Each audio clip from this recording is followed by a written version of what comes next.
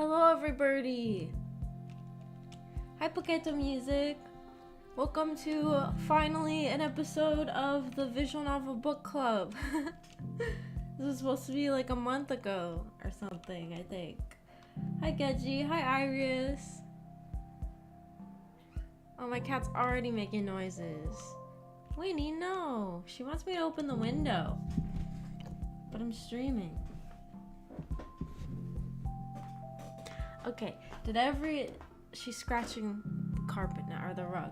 Anyways, did everybody read to Suzuha's ending? I think everybody did. Did you guys? Oh wait, can you guys see the chat? Wait, the chat box, I need to change the color of it, I think, so we can see it on the phone. I forgot to change the color. Font settings.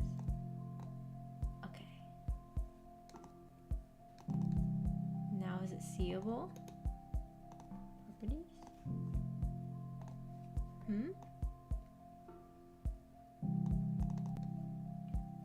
The chat box isn't showing on the screen.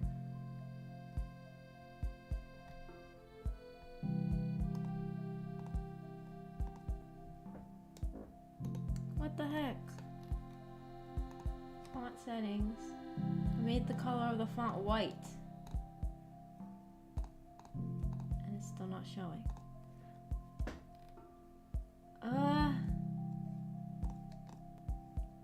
Not showing up. Is it meant to be in the phone? Yeah, I wanted to put the...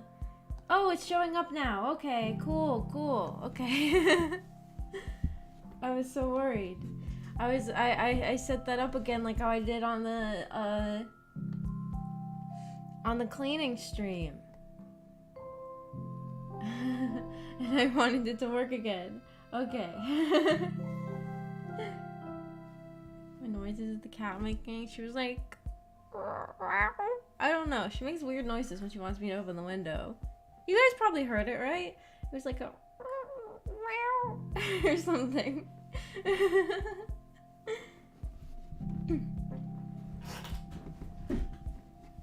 I see nothing but black. The chat box is a mirror of my soul.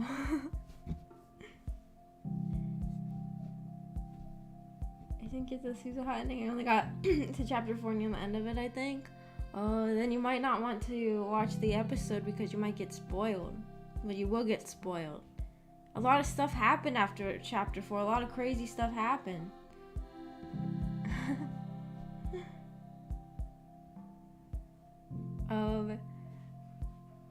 So, I guess we have a lot to talk about.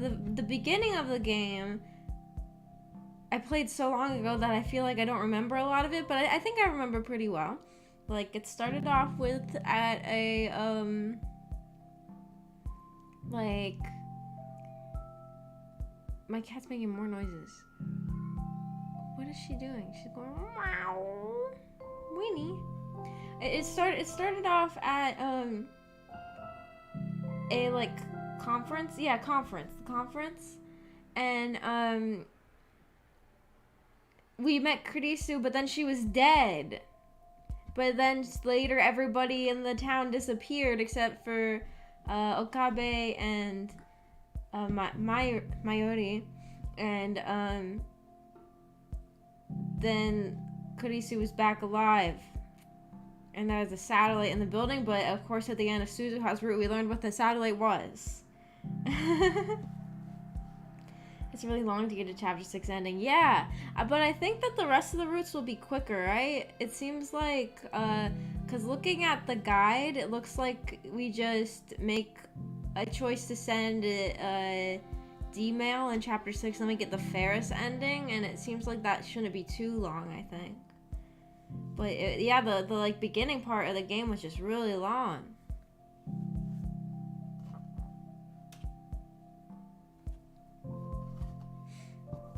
What did everybody think? I feel like there are a lot of things we could talk about because there was so much stuff that happened. We do 2 endings next stream probably. Yeah, that's what I was thinking. Going by the guide, I think it would be the Ferris ending and the Luca ending, I think, are the next 2. Aside from Kurisu dying, the start of the game has some huge levels of absurd, and I love it. Yeah, this whole game is kind of absurd. I love it too. The whole first chapter has like just a lot going on, and it's like I assume that later on some time travel is gonna happen that causes Kurisu to not die, and we're gonna see how that happened. Probably. That's what I would guess. I'm loving it so far. I really liked it too. I remember that Iria said before that he tried to read Steins Gate and didn't like it. Do you still not like it? It's okay if you don't. I liked it a lot, and I liked every single character pretty much, except I didn't really like Moeka. Even before the reveal, I didn't like her.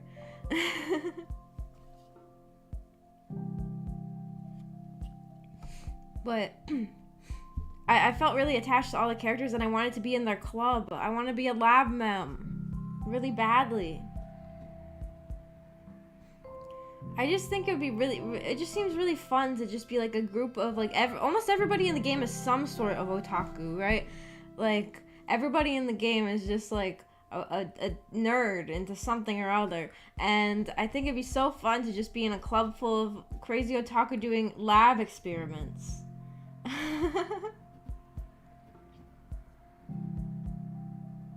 So Maggie being an undercover cat girl, what are your thoughts on Ferris Nyanya? I'm not an undercover cat girl. I think Ferris, I really respect the grind. Like, even not when she's working, she stays in character. I thought she could be a good VTuber. she talks like a cat girl even when she's not at work. Daru could fit him in chat. Daru had his moments of like jokes that I really disliked, but overall I liked him for the most part, which like usually that kind of character of like the perverted otaku best friend is usually kind of annoying, but I liked Daru for the most part. One thing I didn't like about Daru though is, and I'm gonna start really talking about spoilers now, so Paketo, if you don't want to hear this, you might want to leave unless you're okay with being spoiled, because it's a pretty major spoiler for this route. One thing I didn't like was how the people who wrote the game seemed so committed to Daru being a joke character that even at the reveal at the end of Suzuha's route about him being her dad, the game still made him like it didn't really make it like, it was kind of a touching moment, but it was kind of also like they still didn't really want to make him serious. They didn't really want to make him serious even in that serious moment. They still had him making like kind of like gross jokes.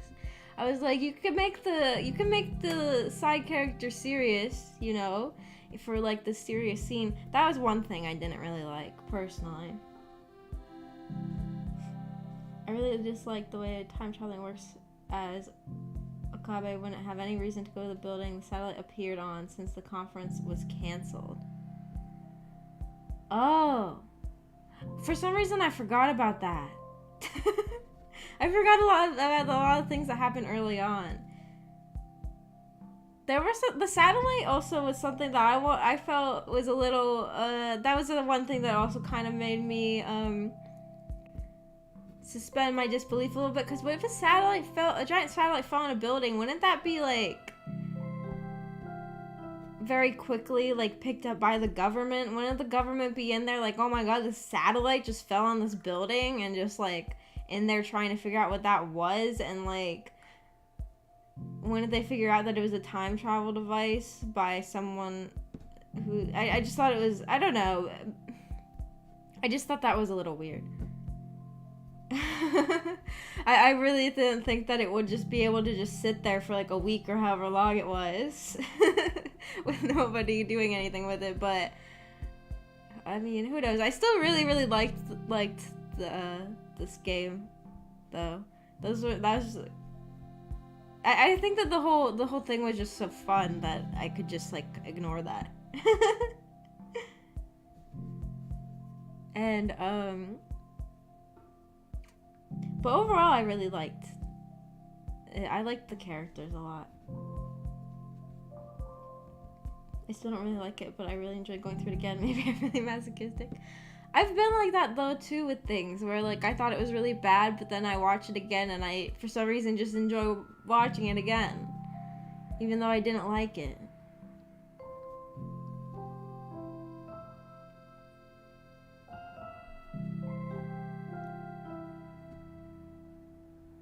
Typical anime trope, it would have added depth to him. Yeah, that's what I thought.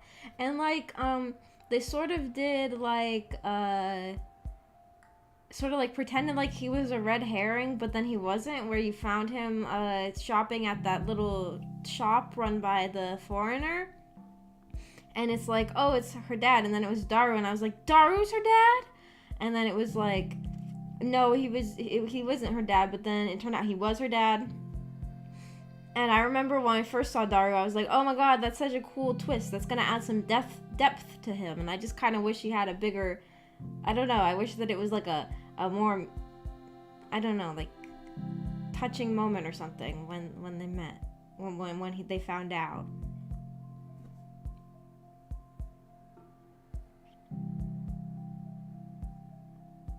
Barrel Tighter too. What a name, Barrel Tighter. Teeter. You know, I think they call him Tighter in this, but every time I watched like YouTube videos about John Teeter, they always said Teeter. The funny thing about this game is that around the time I got into this game was around the same time that I learned who John Teeter was, because we started playing this game shortly after I started getting into like old internet stuff, which is how I learned about John Teeter. And then this game mentioned John Teeter like probably a week after I first heard of him, and I was like, oh my god, that's the guy. I was like, whoa, they're including him in this. I love all the references in this game too to like internet culture and like otaku culture. Like all the references to games and anime, and I think it's hilarious that Kurisu is apparently a 4chaner. Or I guess it'd be like 2chan or 8chan, right? Those are the Japanese versions. It's like there's really a plot point, and one of the waifus in this game is constantly denying the fact that she's a 4chaner despite making constant 4chan references. I thought that was kind of hilarious. Although her reasoning when they found it out was like kind of silly. She was like, I just thought it was the most Japanese place I could find. Okay, I guess. It wouldn't be removed. Yeah, they said the government fixed it in place with strings for support. Huh? Oh, that's weird. I didn't remember that. Do-do-do.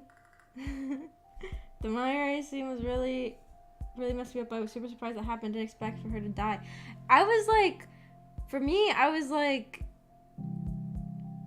it was weird because it was simultaneously very shocking and not shocking, and I don't know how. I think it's because, like, on one hand, I kind of thought that was a thing that could happen because she was such, like, she's, like, exactly the kind of character that a game like this is gonna kill off, right? So sweet and pure, and, like, you can't help but love her.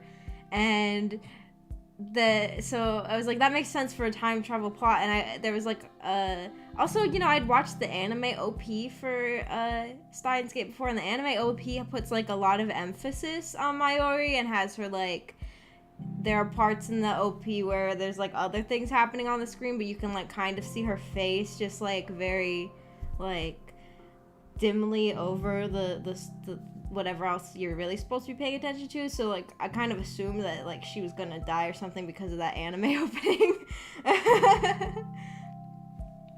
But then when it actually happened, it was, like, very shocking because, like, at the same time, I don't know, like, my heart broke. It was very shocking because, like, first of all, the CG that they showed with the blood, or, like, the bullet in her head, I was kind of shocked by. I don't know, I guess this game was just so, there were, like, serious parts and stuff, but the game was overall very, like, like, I don't know, like a bunch of fun friends hanging out, and like seeing it was just shocking after everything. And so I was like shocked, but also like, oh, that makes sense. And then when she kept dying, I was like, oh, the universe is trying to kill her. It was so painful. It was kind of annoying though, having to watch the first death all over again, because he just did the same stuff. 2chan is the Japanese one? Really? What's 8chan? There's like 2chan and there's 8chan. I don't know what 8... Is that one also a Japanese one? There's like 2chan, 4chan, and 8chan, right? Futaba channel? Is Futaba channel 2chan? I don't even know anything. I don't even know anything. There's like a lot of... I don't know if anybody else like knows who this is, but every single time Mayuri was calling Krisu Chris-chan, it was driving me crazy. I couldn't stop. I mean, I guess Chris-chan is what she's saying, but I just kept thinking of Chris-chan, the infamous internet legend. I was like, do we have to call her that? I get that it's a Japanese game and they wouldn't know who he is, but I was like, do we have to call her that? Really? I was like, no. I spent a lot of time on 4chan while learning English. Oh no, what words did you learn? What words did they teach you? That'd be a way to learn, like, a probably more hostile way of speaking English. I guess probably depending on what parts of 4chan you were on more, too. And I hate Shining Finger. Yeah. I think she has a root, too. I wonder what's gonna happen in that. Like, if we're gonna find out her motivations or something. I think she has a root.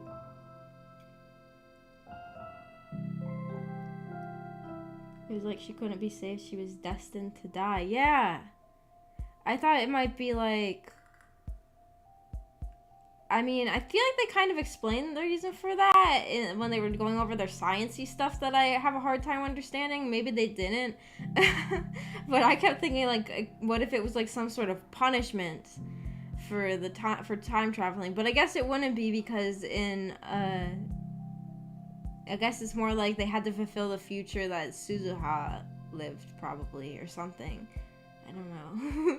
Whenever they start talking about the sciencey stuff, I have a hard time keeping up. I'm like Mayuri in all those scenes.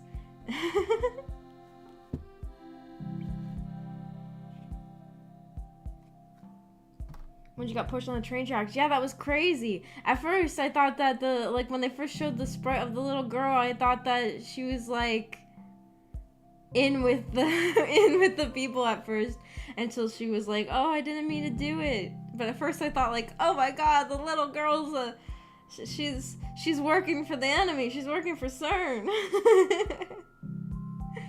CERN is a real company. CERN is a real organization, I guess. What? I wonder what they think of this game. If they even know it exists. If they even know it exists. 8chan's main instead of 4chan is an alternative. It was English. Oh! Oh, I see. I see. I'm learning so much. I went on 4chan a few times. I think Reddit is enough. Yeah, I have minimal experience with 4chan. I mentioned before how I used to go on CGL sometimes, which is the cosplay and gothical leaderboard, but the people there are just... Well, I guess, like, 4chan has a reputation for the people being horrible. The people there, they just seem so stupid. Like, it's, like, on CGL, I didn't even think that it was people... Well, they were, like, rude, but they also just seemed, like, mindless, is what I thought about CGL. Like, vapid? I don't know. I didn't really like CGL. They were like, it was like, instead of ever actually looking at like the Lolita outfits in the Lolita threads, they would just be like complaining about like people being fat or something, which I thought is just like, we're here to look at outfits. I feel like people who just sit around and like make fun of like people's appearance when we're supposed to be looking at their outfit are kind of vapid. I don't know. I did not like CGL. And also somewhat recently I went on X because I thought X is where like all those cool threads are about like you know, like the back rooms came from there. Like there's so many like horror things, like ARGs and like creepypasta and stuff that started off on X. So I'm like, I'm gonna go straight to the source. But it was like people being legitimately like schizophrenic. Like the first thing I saw when I logged in was a thread that was like, how come when women use meth they get superpowers or something? I was like, what the hell? I thought the X was the place where we see cool, like, where we see, like, cool creepypasta or, like, horror-related stuff. Instead, it was, like, that and, like, people who were, like, really into, like, stuff my little sister would be into, like, crystals and horoscopes. I was kind of shocked by that. I was like, I thought that only, like, teenage girls were really into that stuff. But I guess the people on 4chan are too. I think Reddit can sometimes be just as toxic as 4chan, but they don't use as much as edgy, ignorant words. Yeah, with Reddit, they have, like, a lot of, like, hive mind, right? Like, there will be times where somebody says something completely normal and it just gets downvoted by one person, so then everybody else downvotes them until somebody else says something like, why did you guys downvote this guy? He was right, and then everybody upvotes them. It's very weird. People, like, can't think for themselves on there, I guess. Sometimes. Every social media has bad things about it, though. With Reddit, the thing I don't like is, like, all the repetition of seeing, like, the same stuff posted in the sub all the time, and also how, like, the rules of Reddit pretty much promote content stealing, so people aren't posting anything they made usually. I mean, sometimes they are, but, like, usually it's just, like, the same thing over and over and over again. Constant reposts on Reddit. One of my college physics teachers used to work for CERN. Did they do anything evil? 4chan is too much edge for me. 4chan is the home for trolls. Yeah, 4chan is really edgy. X was good some time ago. I rarely visit now. I was mostly interested in cult stuff. Oh, cults are fun. Cult stuff is fun. I mean, there was only one thread when I went on X that I thought was interesting, even though the OP was kind of getting made fun of by some people. It was like a thread about like the horror of noon or something, which I guess they said was like a Russian concept. And it had all these, like, I don't know how to describe the pictures. Pictures of like landscapes where it just felt like something was slightly off, I guess. I can't really describe it very well. The horror of noon thread was the only thread that was active at the time that I visited X that I enjoyed. Everything else was kind of like crazy ramblings, I thought. I was a little disappointed. I really wanted like backroom stuff or like other like creepypastas or ARGs is what I wanted. Reddit and 9gag are my go-tos. I've never even been on 9gag. And ghost stuff. Ghost stuff is fun. Yeah, I like occult stuff. A lot of the people on there were just like giving conspiracy theories. Like this one person who said that technology was like technological items are a species of alien trying to hide amongst people that bleed blue blood and they're all female.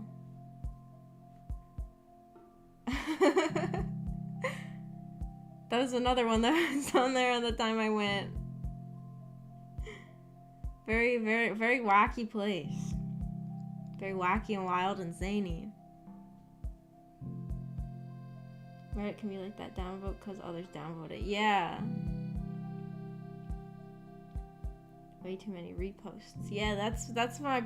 Like, I was shocked by it when I first joined Reddit, because I had been pretty much only on Tumblr for a long time, and then I started to go on Reddit, because on Tumblr it's so much, like, pictures, and I liked that on Reddit it was, like, discussion. On Tumblr it's so much, like, just fan art and stuff like that. But then on Reddit I was very quickly just shocked by how much I was seeing the same things, like, every other day. I guess I've gotten used to it by now, though. Reddit isn't like social media I can open up in public because they spoil, like, they, like, NSFW blur things. Because every other social media, I'm following too many anime people to view in public without a situation like the one I talked about the other day where the professor walked by after that girl posted that picture on Tumblr. So, Reddit's my social media I can open in public. I just follow too many anime people. All female. Yeah. It's all female species of robot technology that is just like things in your house. Like, for example, your Amazon Alexa or anything technological. Your cell phone. They're aliens. They're all female aliens. I wonder if the person made them all female because they wanted to bang them, or if they just thought it made sense for some reason. I don't know. On Reddit, you gotta pick your subs carefully. Yeah. Reddit is like... Recently, I've been unsubbing to a lot of the subs I was originally followed to because I realized that I never enjoy the content on them whenever I see it. Now I'm following, like, I've started unfollowing, like, a lot of the ones that weren't, like, based off of, like, a thing that I'm into, like, anime or a TV show or video games or something. I've been unfollowing a lot of, like, the comedy-related ones, because a lot of them just post the same things over and over again.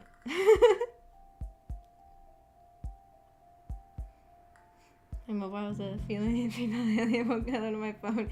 Get that man away from the toaster. Yo, what are they gonna do to the toaster? We should talk more about the visual novel. I really got off track there, talking about 4chan and Reddit. To be social media, like, the differences between different types of social media is kind of interesting, though. Like, the different cultures that exist on different social medias. But what else is there?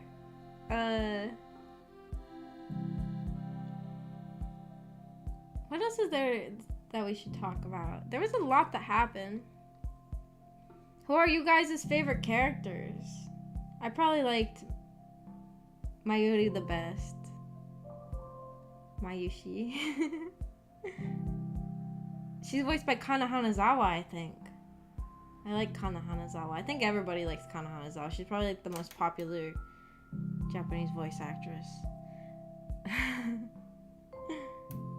Her voice is very cute. But I really liked all the characters, and I wanted to join their lab very badly.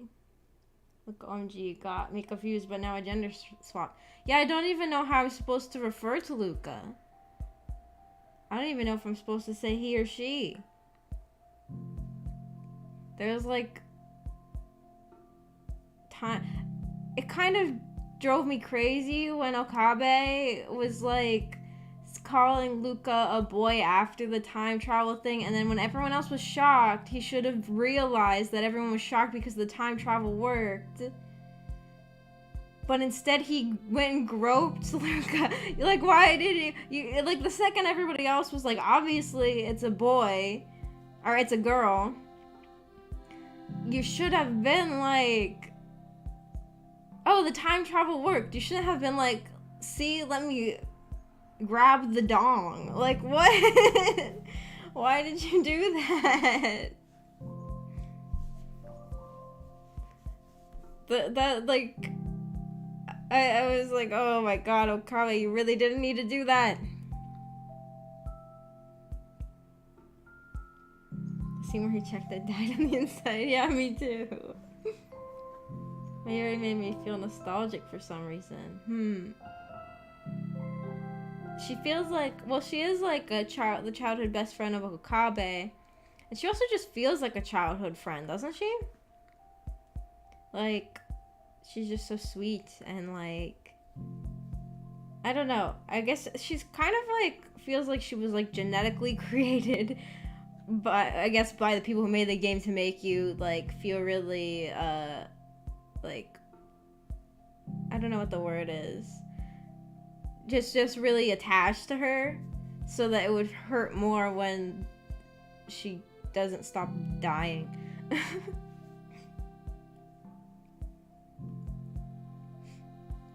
like Kurisu the most, but only since she is the only person where it makes sense that she hangs around Okabe.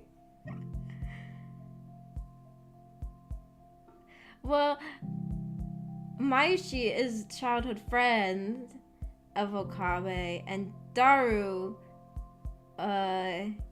he wants to do hacking. I don't know. They're all friends. Some of them are kind of weird though. Like, why, like, Luca was like, he's, like, Okabe is like training him or her, training Luca. Like, that's kind of weird. It's like they wanted some reason to include a femboy, or I don't know if femboy is the right word here. Shrine maiden. They wanted a reason to add that character, so they were like, well, maybe Okabe is training him. But I guess, you know, it works because Okabe's such a chuny anyways, that he probably definitely would take up, like, like any opportunity to train somebody, right? So I guess it is still kind of weird, though. And Ferris is kind of being paid to be around. Oh, I wonder what text message Ferris sent her dad that caused all of Akihabara to just be a electronic place instead of like they removed the moe from Akihabara. That's I mourned that moment. I mourned the death of Akihabara. What a sad moment.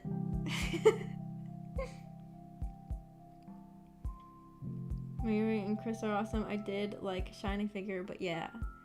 I didn't really like her that much even before the reveal, because, I don't know. I thought it was kind of annoying having to open up the in-game phone constantly just to answer her. Just talk to me, lady. That's how I felt.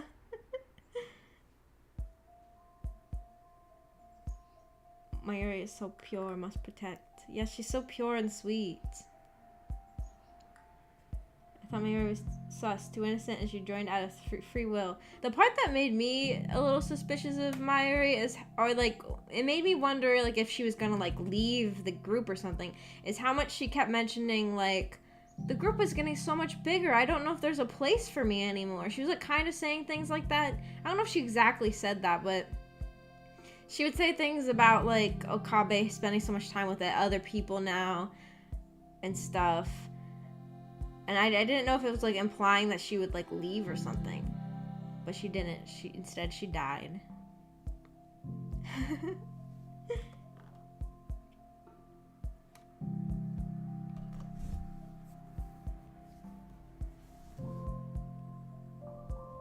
Moving the moe. Pure evil, yeah.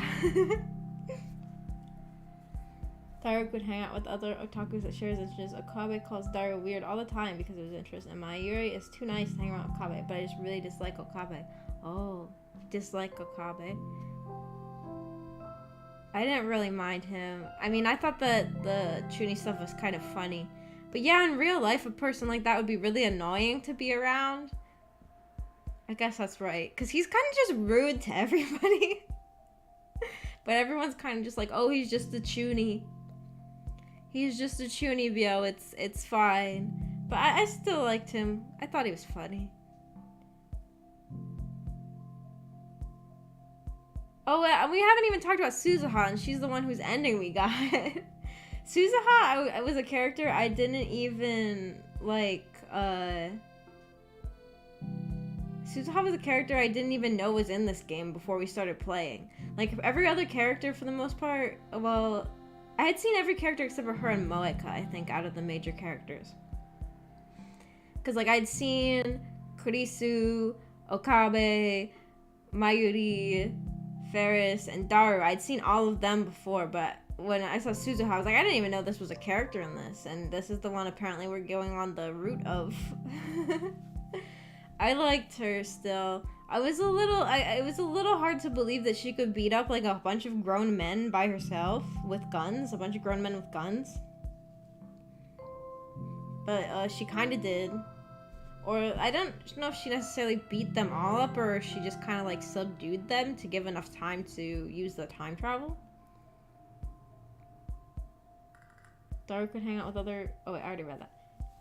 WTF was going through Okabe's mind at the end. Oh yeah, that was crazy too. But I guess it's sort of like... That's sort of like a theme you kind of see in like things... A lot of times you see it in like things where it's like... For example, Undertale does that kind of with like flowy and stuff like that. Of like... The more times you're stuck in the same loop, the more you start wanting to do like... evil things just to see what will happen because you get so bored. Although I guess also it was weird though, because why doesn't he just suggest they do something else? Like, why doesn't he just say, let's not just ride our bikes, we should do something else today?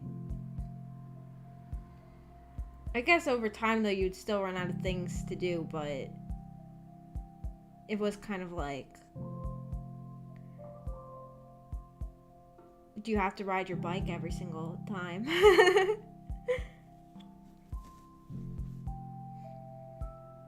But yeah, that was like crazy. Or like, there's also a part in like in Subahibi that sort of talks about like that thing of like constantly living forever and then going crazy and wanting to kill people just so something different happens.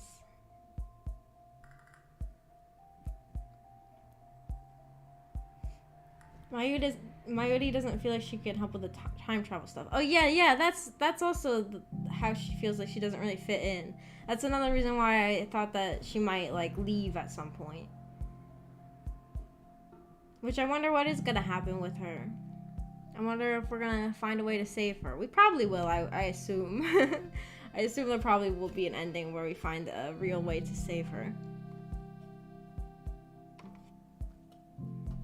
Did Suzuha end up with Okabe? I kind of think they might have been dating. They were holding hands.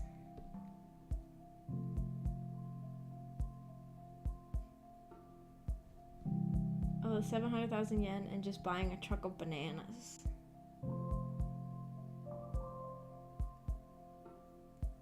I don't remember that, but that does sound like Mayuri would do that if she had 700,000 yen. Is that what happened?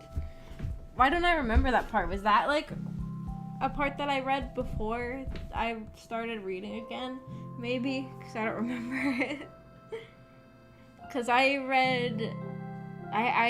finished it like a couple days ago.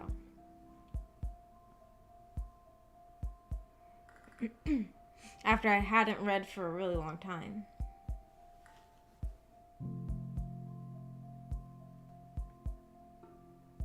Maybe I said it with the lotto ticket. Oh, if she won the lotto ticket, she would buy a truck of bananas. She loves bananas and chicken. Karage. In chapter 4. For some reason, I don't remember that. I don't know. I don't remember that. I liked the detail of that when we saw the scene where Mayuri is at her grandma's grave. I did like the detail of that Okabe's Chunibyo persona is picked up from a TV show that they both liked when they were younger, and that he sort of like jokingly said the character's line to cheer her up. I kind of liked that detail. I thought that was... I liked to see it, because like a lot of times with Chunibyo characters, they're just like... They're just like pretending they're a demon for no reason. I like seeing like the origin of it, I guess.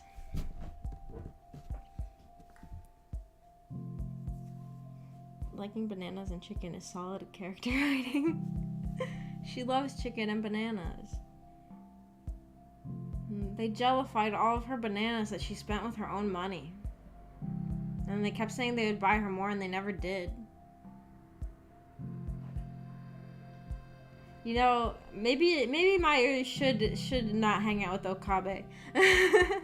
Maybe she should find somebody who doesn't steal all of her bananas and jellify them.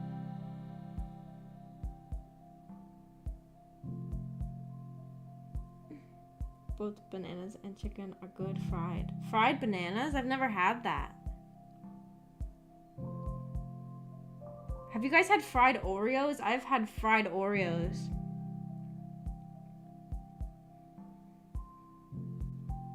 That's like...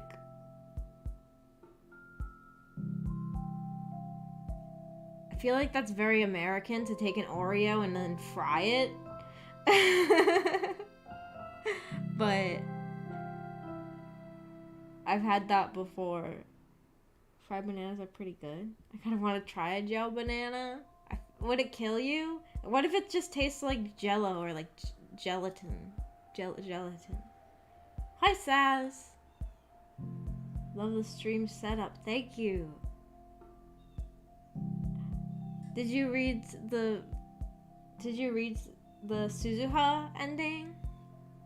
Because if you didn't, you're gonna get spoiled, but I don't know if you care either way. Fried Oreos, Maggie, you are a real American. For some reason, that's a thing that's sort of become kind of common here, is fried Oreos. It's like carnival food, I guess.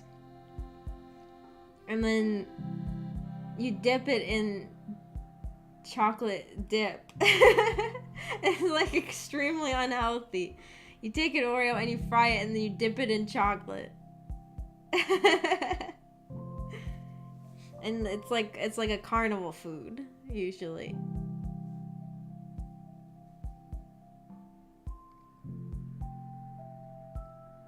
You read it many years ago. Oh, I see, okay.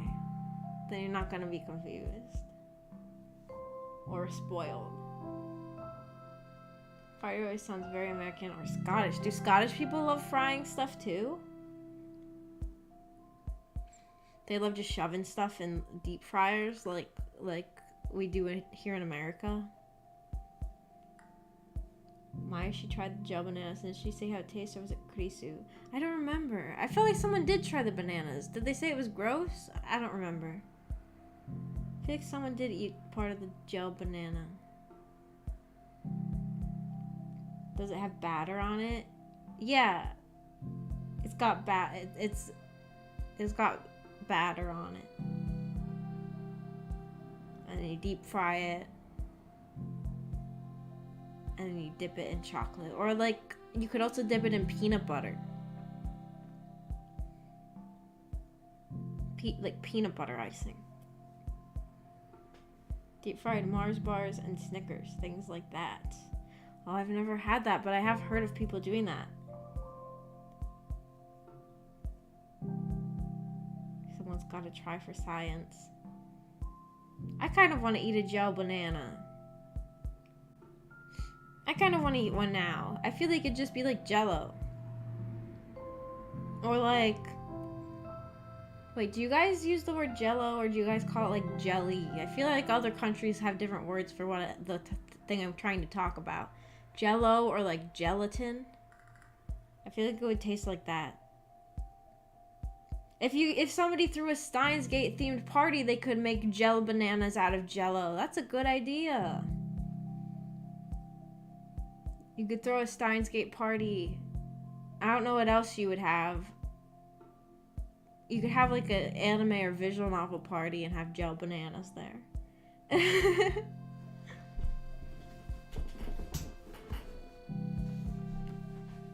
When making tempura batter, you throw in soda water and ice cubes. Wow. I don't know anything about cooking. Or frying things. Or making tempura batter. Soda water. That seems weird. But I don't know anything about it, so I guess I don't know if it's that weird.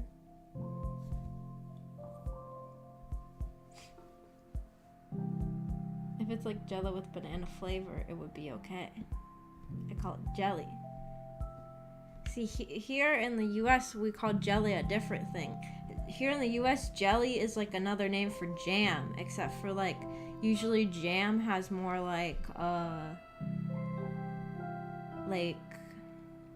don't know what you would say, seeds or like parts of the fruit still in it, and jelly is more like, completely like mixed together. It's like a different type of jam. Or do you guys say jam? I don't even know what word you guys use. Instead of setting the jelly, I just eat the jelly crystals on ice cream. Whoa.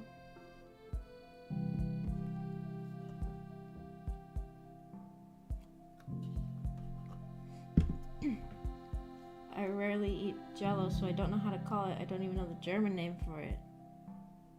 Wow. Is it not common in Germany or Austria? Austria and Australia is where everybody's from in my chat.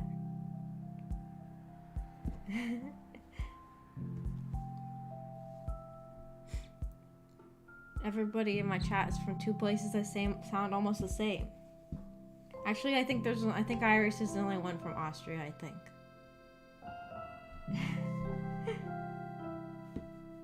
Fizzy water is meant to help with batter, really? With the seeds in it, we call it jam. I see. Jelly is a see-through wobbly dessert. Jam is what we put on toast or in PB&J. Okay, we call like the wobbly dessert Jello or gelatin. Jello is like a brand name, I guess, but people usually just call it all Jello or gelatin. And then like jelly is a word we use to refer to like jam, but usually the difference between jelly and jam is that jelly is usually more like, it doesn't have like chunks of fruit in it. And jam does. That's usually what we say here. Fizzy water makes it fluffier. Works with pancakes too. Whoa. My dad makes really good homemade pancakes. I wonder if he does that. I don't know how he makes them. My dad likes to bake things. He makes pancakes and he makes bagels, and he makes bread.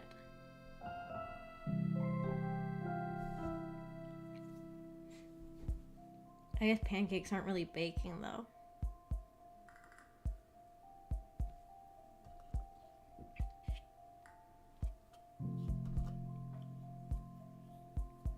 Jam is also good with ice cream. Yeah, it is. Jam is good with ice cream. Jam is good with everything. I guess not everything, but jam is just really good.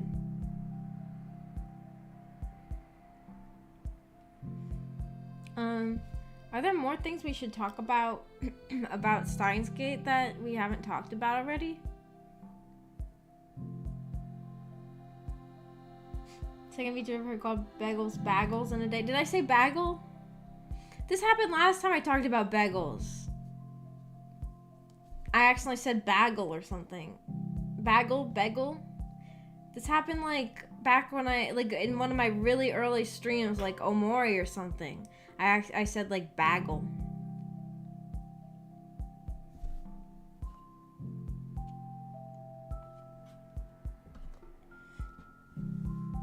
Oh, what other VTuber said bagels? Am I allowed to ask that? I don't know. It was in the Delta Room streams with Amiko. Oh, you remember that? Wow.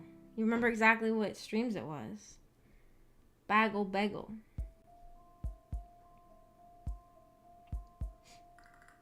You Brited it?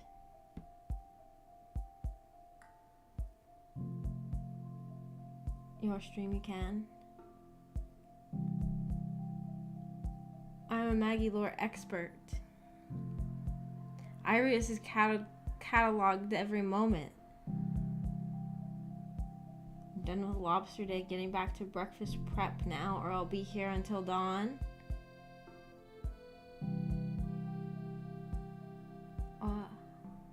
Breakfast prep? You're making... Wait, oh, what?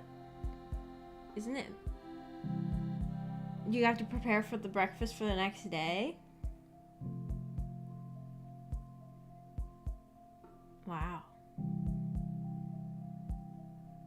Lobster for breakfast?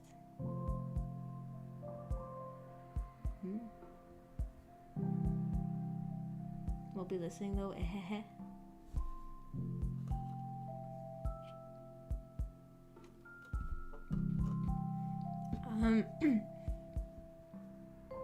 I don't know. What else is there about Steins Gate that we haven't discussed yet? We discussed like all the characters and a lot of the plot points.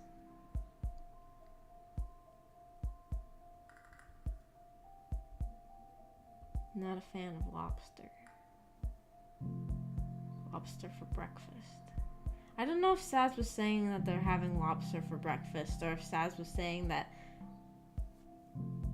they just did stuff for lobster day that was today and now they're preparing for breakfast for tomorrow or something.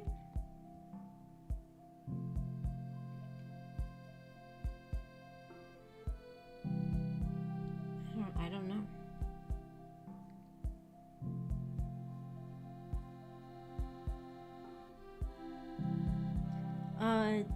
Did you guys like the Oopas? I guess you guys are probably neutral to the Oopas. Did you guys change the did you guys know that on the phone you could change the background and the ringtones? Did you guys do that?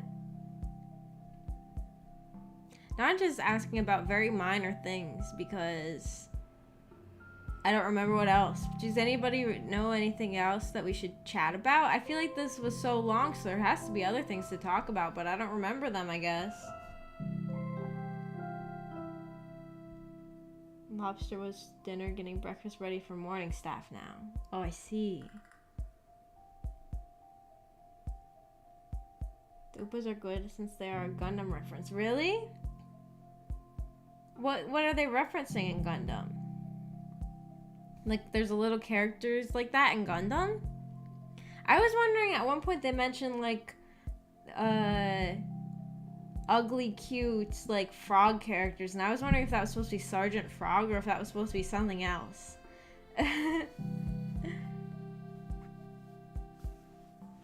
You can? Yeah, you can. If you go on the phone, there's a settings button you can click.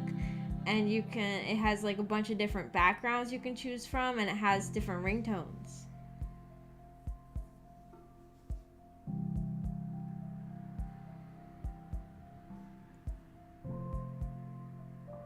It was good. It was, well, actually I didn't really like any of the backgrounds, so I didn't change it, but it's a reference to Haros from Gundam. I want to look them up now.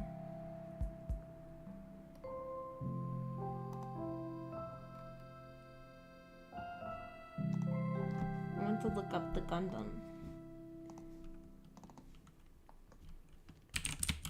Gundam Haro? Oh, it's like a tiny little ball with ears that pop out, but his hands pop out of the place. I guess those aren't ears. I don't know. Oh wait, some of them have like cat ears. There's Hello Kitty Haros or Haros. There's Hello Kitty ones you can buy. Oh, they're cute. Oh, I didn't realize that they were a Gundam reference, or I didn't even realize they were a reference at all.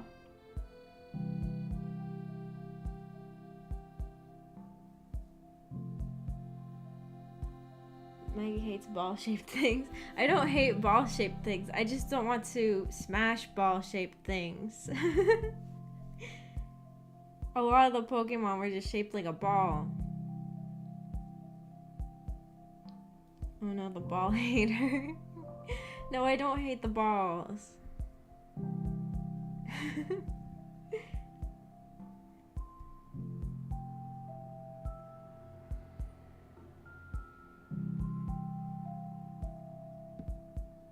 I did not hate the balls.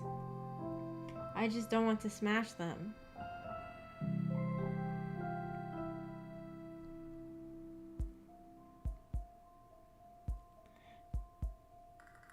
I feel like, did we talk about everything with Steins Gate? I don't even know. Maybe it's time to talk about, just turn into just chatting and Zatsudan.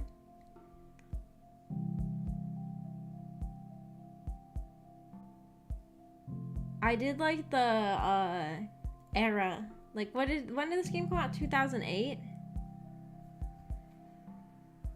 I like that era of like I like the era of like anime and like otaku stuff, and I also like that era of internet culture, so it was fun to play a game that was so deeply involved in both of those things from that time period.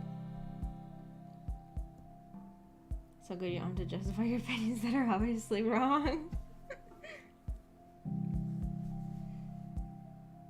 Oh, the shower scene. Why not knock on the door? Yeah, that scene was just kind of shoved in there because they wanted to have fan service. They were really just like, Okabe needs to run into that room for no reason so that he can see naked anime girls. But that scene did give us the line, "Chris-chan, you're so slim," which I did take a picture of and send to Ameko because I was losing it every time she was freaking saying Chris-chan.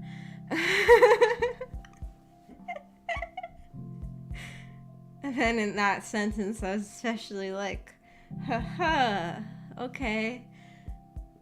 Chris-chan, I guess it would be, but you know. Luca says, Luca, ultimate waifu, thanks.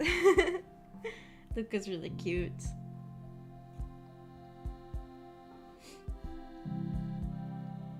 Yeah, you just have to include an MC breaks into the girl's bath. Yeah.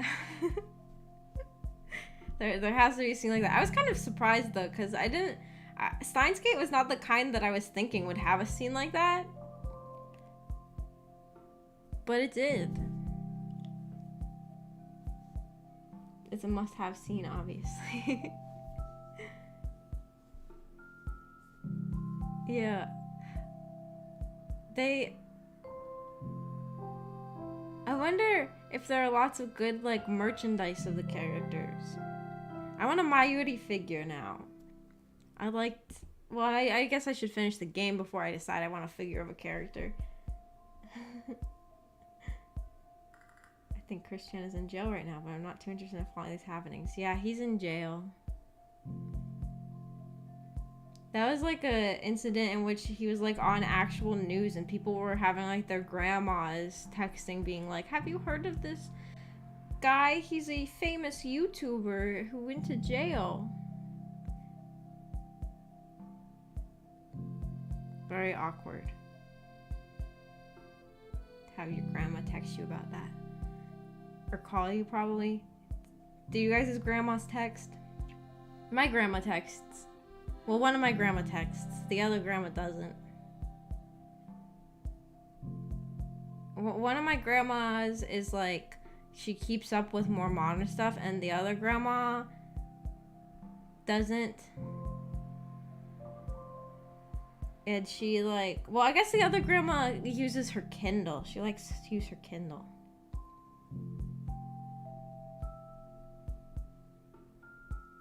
Got lots of promo from it. Maybe you should go to jail too. Maggie should go to jail.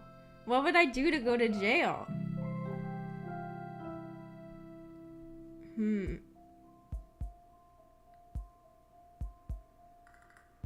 I don't even know. It would have to be something kind of major though, right? So that you could really make the news. That'd be something really crazy. No, my Pawpaw doesn't use a cell phone. Yeah, neither of my grandpas do. One of my grandmas does, and the other grandma just has a Kindle. She doesn't like texts. She just uses her Kindle. She plays games. Like, I used to play trivia crack with her a long time ago.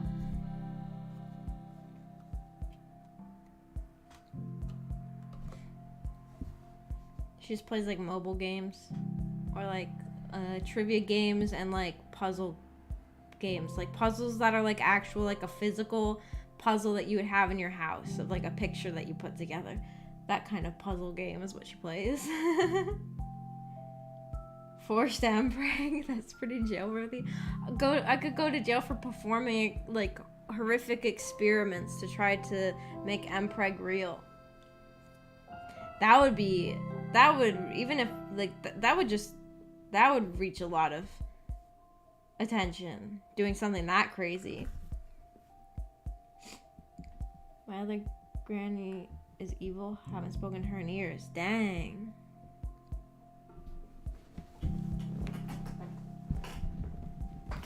That would get a lot of coverage. I could get famous off of performing weird evil surgeries. Just in my house.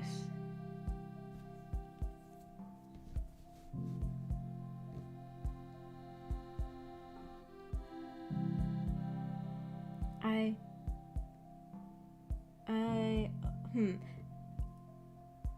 think we talked about like everything with Steins Gate. Tomorrow I want to stream Silent Hill.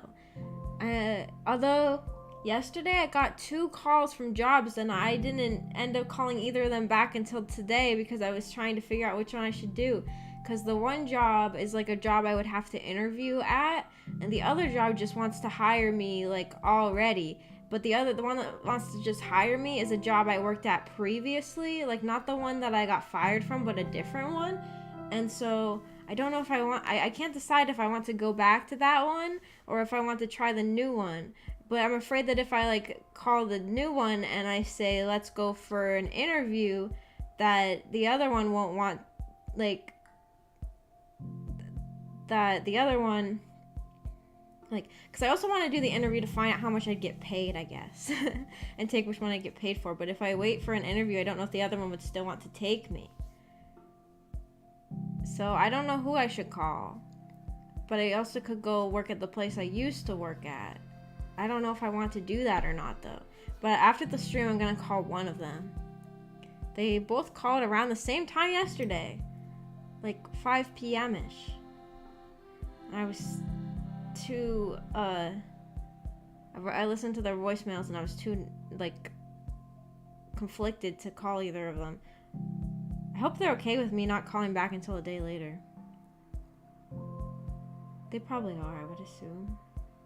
I mean, the place that I used to work at, the guy who owns the place was always like, if you ever want to come work here again, just call me. So I guess I'm not too worried about losing that opportunity. So maybe I should just try the new place. Maggie Mpregs the world. Days without Maggie mentioning Mpreg 0. You guys mentioned it first this time.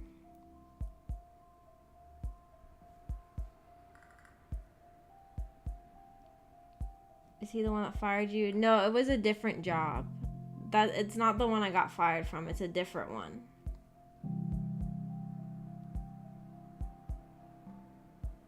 It's the one I worked at before I worked at the place that I got fired from. I left that job because I got a job at the other place that I got fired from, which paid more. That's why I left.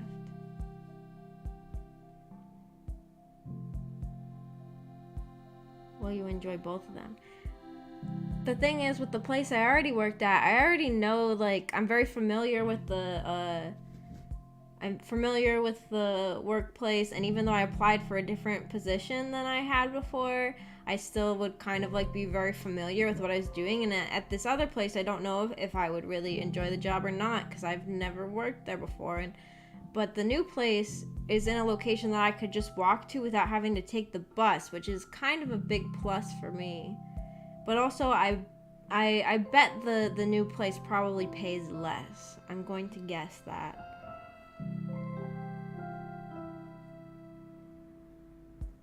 Let the one that wants to hire you right away know that you have an upcoming job interview and need to pick and choose that way. Can I do that? Or maybe I should just do that.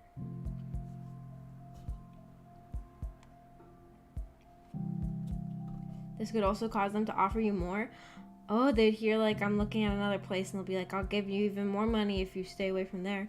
Although, you know what? When I got when I left the place that I just got a call from the first time, and I left because the other place was paying me more, I told them it was because they were paying me more, and the store owner, or the owner asked, how much are they paying you? And I told him, and he said, oh, I can't match that price. Because like this other place I was working at pays like just a lot more than the other place was. Although when I was working at the other place, it's not like I was in like a bad financial situation really, I guess. I mean, I guess the problem with I wasn't making that much money working at the place I got fired from because they kept cutting my hours so badly.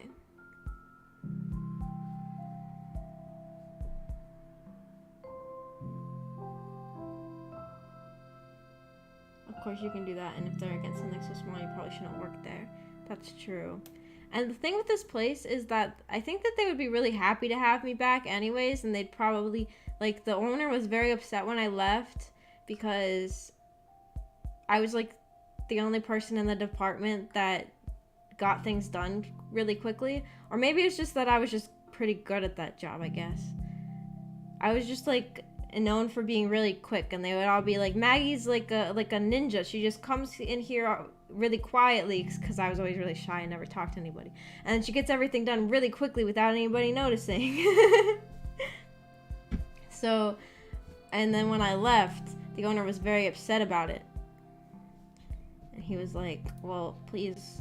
And then every time I ever went to that place, just like in my personal life afterwards, he would always be like, do you want to come back?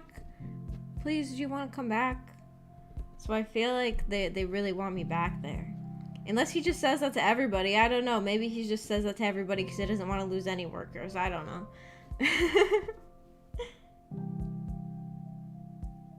There are places over there looking for workers. Like here in Australia, they are desperate for workers. I would think because a lot of places have been having problems with like having to have less hours because they're lost a lot of employees during COVID, so like a lot of places are open less hours because of that.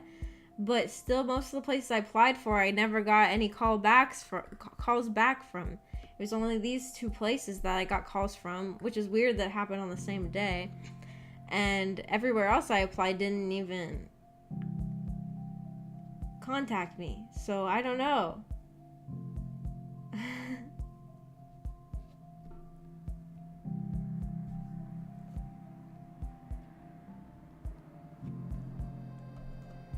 Maggie, a good worker, might become a manager. I don't really want to be a manager. I'm scared to manage people. And also, if you're a manager, what's worse than managing, like, the other employees is if you're a manager, you're the person who has to talk to customers about issues. Like, if you're the manager, you have to be the one who talks to customers. I would hate that. Like, you have to talk to, like, the really crazy people.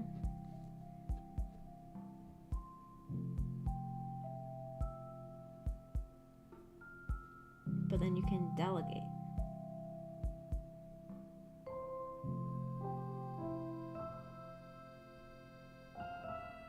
Delegate.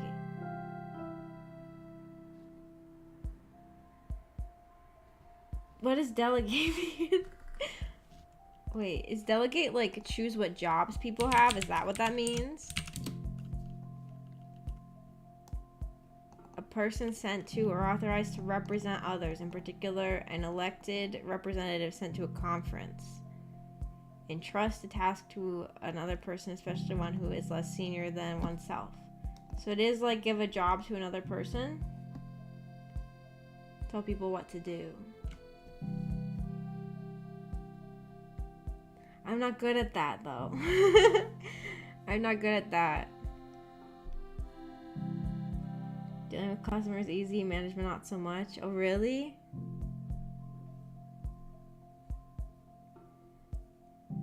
I'm like every time I mean at my most recent job I didn't really have to deal with customers that often because I worked overnights and we weren't open on overnights, but at like other jobs I worked at where I had to deal with customers, every time there was an issue I would just like call for a manager because I didn't want to deal with it. I mean, if it was something minor, I would deal with it. Also, at a lot of my old jobs, I would be the only person there. Cause like most of my old jobs were jobs where I was working afternoon shifts, and people would like have me just be like the one person working the afternoon shift. I mean, like the only person in my department. So a lot of times I did have to deal with issues on my own. But I always hated doing that. You could send your assistant to talk to people. Could make your assistant. I could get an assistant manager. At this place I worked at, there was only like one manager. There wasn't like an assistant manager in each department. There was just like one manager in each department. And my manager was only like a year older than me. I remember being like,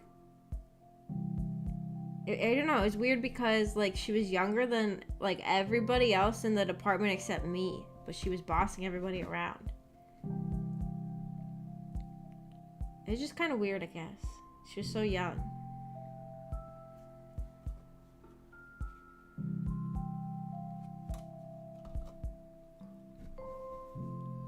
Because I was the youngest person in the department. Customers you can lie to with a smile to smooth things over. Management already knows everything that's happening. But customers are crazy.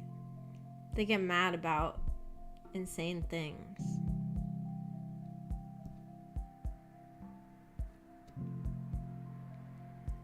Like,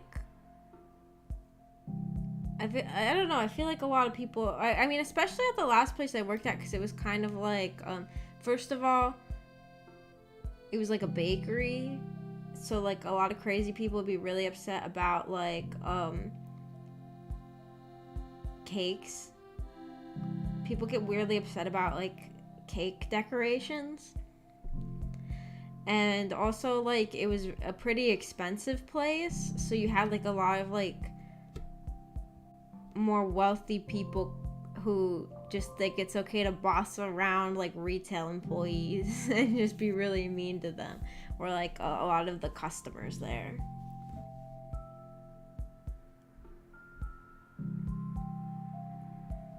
So there were a lot of very unpleasant people that shopped there. Maybe I should try the new place. It'd probably be nice to have a change of pace, and I like the idea of being able to walk to my job. I just like the other place that I'm going to, I really think will probably pay less. I don't know how much they pay, but I would be very willing to guess it's gonna be less. Are you allowed to ask at a job interview how much you're gonna be paid? I don't even know anything about things like that.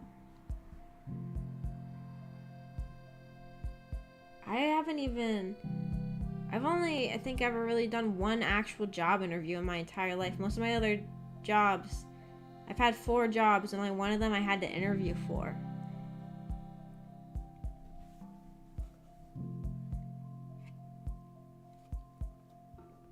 The other ones just hired me without an interview.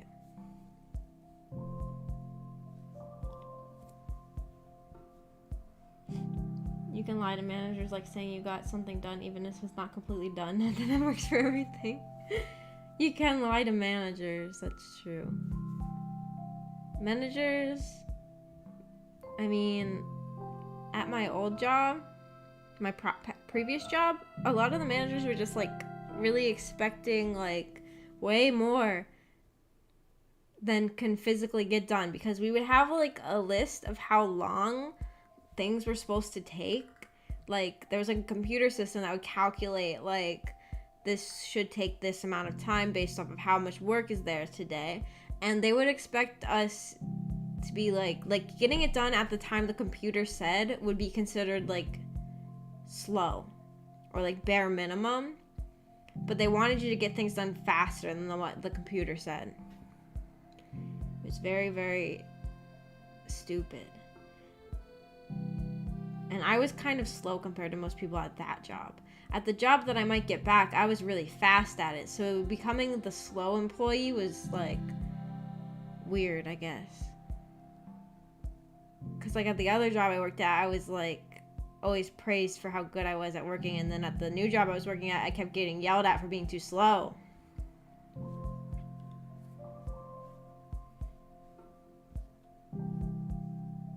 You ask about payment at the end of an interview? I see. What if asking for payment is the reason they're like, we're not going to take her because all she cares about is the money? But with any job, all you care about is the money, unless you're like, well, I guess especially for a job like this, like a entry-level job, like retail jobs. But I have a lot more motivation now, or like a more positive feeling towards getting like another crappy retail job, because now I know that in about a year I can probably go back to college. So then maybe I could get a decent job after that, instead of working retail forever. But now it's like, okay, I'll just work there for a year and be saving up money for college. Although the admissions lady at my old college never got back to me. She asked me like a bunch of questions. She was like, before we start the readmissions process, can you answer these questions and then we'll talk about next steps. And I answered all her questions. That was like 2 days ago and she hasn't responded. So that makes me nervous. I'm just hoping that maybe I answered like at the end of her shift the other day, and maybe the last 2 days were her days off or something. I'm just gonna hope for that. I don't know. After how long is it appropriate to be like, hey, did you get my message? I don't know if that's ever okay.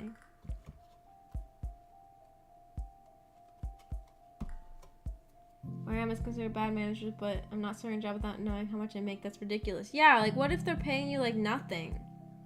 Because, like, what if they're paying me, like, minimum wage while I know that this other job that I used to work at would be paying me more?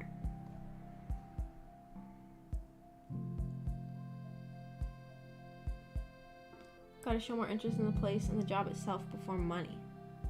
I really, really want to work at this retail job. It's my passion. My life passion is to be a cashier. The job I didn't apply for wasn't cashier. Well, actually, the funny thing is the place that called me, I was surprised when this was, of all the places I applied for, the first place that called me was the new place, and that job didn't even say they were hiring, because I could like type in my location, and then it would like on their website say if there are any jobs at that location, and there were no jobs available for my location, but there was still an apply button. So I was just like, I guess I'll still just send in an application, and then it had a list of like all possible jobs in the entire place, and I checked off like almost all of them, because I checked off like almost every position that was available. And then I applied, and I really wasn't expecting to hear anything from them because it said on their website there weren't any jobs available. But they called me back, and all the other places that were actually looking for people didn't call me back.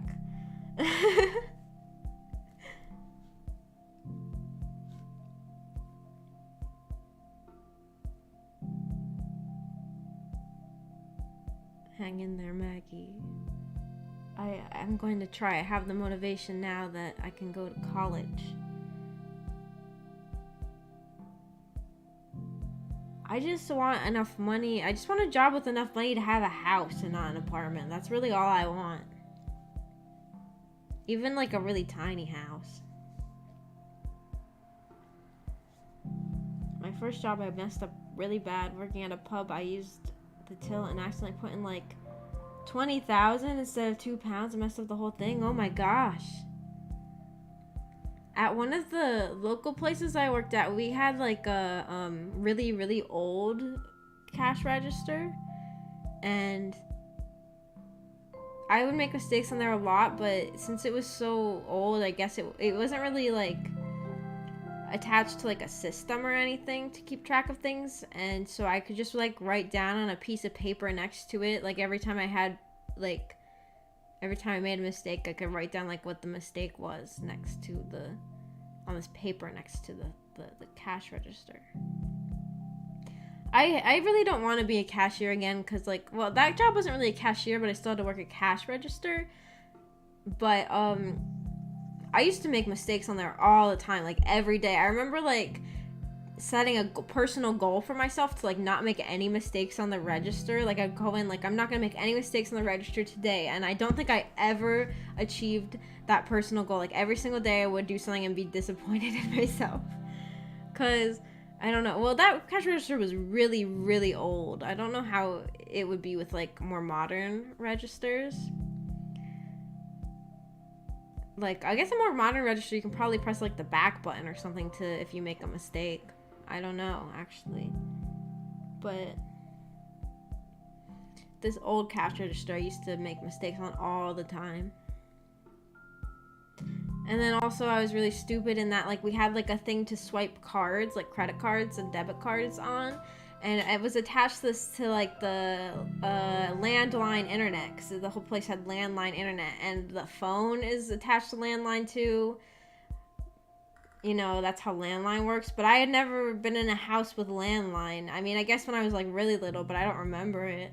And so there was one time where I was trying to use the card machine, whereas another girl was trying to talk to a customer on the phone, and the phone was just making a horrendous loud beeping noise because the landline was busy with the register, or with the card swiping machine, but the card swiping machine wasn't working because the phone was trying to work, and so the phone was just making beeping noises, and the card swiping machine was just like sitting there not doing anything. And me and her, we were both like young. Like, she was like in high school at the time, and I was like just out of high school and had never really had much experience with landlines, and so we were just like looking at each other like, what's going on? Like, it took us so long to piece together what was happening.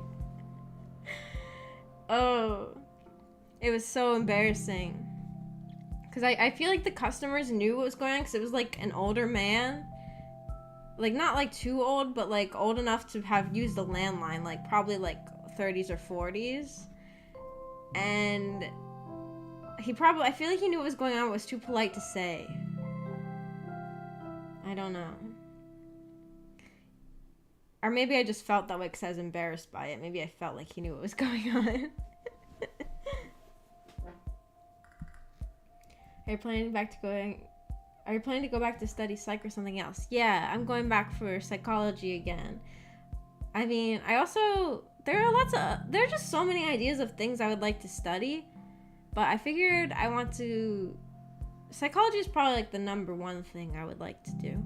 So I'm going to try out psychology, but I can always switch probably if I decide on something else. But the school I want to go to is good for psychology majors in my state, 'cause it has a lot of like what do you call it? Like, it doesn't just offer like the bachelor's degree, but you can also get your master's in some fields of psychology there. So I wouldn't have to switch to a different school if I wanted to get my master's there.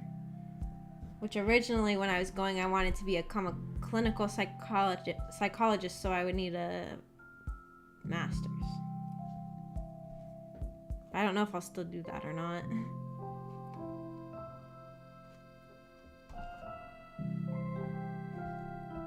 At the end of the day, the boss was like, "Who did this?" I said, "I think it was me. They never taught me how to use the till. Just threw me in head first." Oh, they didn't even teach you? Dang. On the cash register I used for work, you could go back really easily. Well, hopefully if I'm a cashier at this new place, it's like that.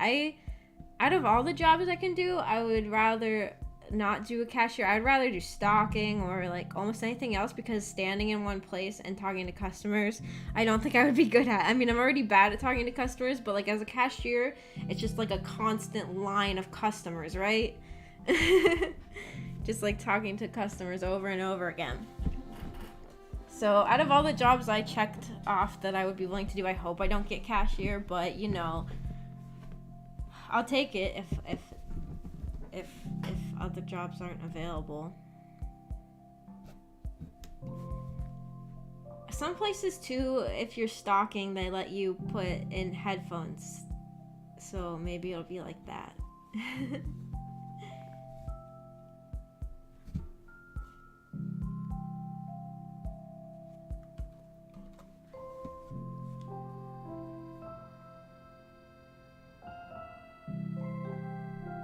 Were you time traveling to get to work? Time traveling to get to work?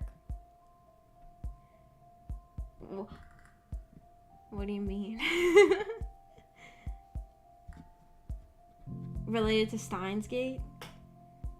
My face just looked really weird when I was drinking water. That always happens though. How do you not make a weird face when drinking water as a VTuber? My face always goes like...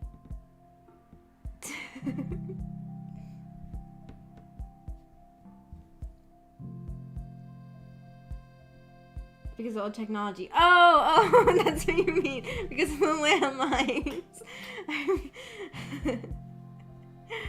No, they were just a local place. A lot of the local places just had, like, they just never adapted, I guess.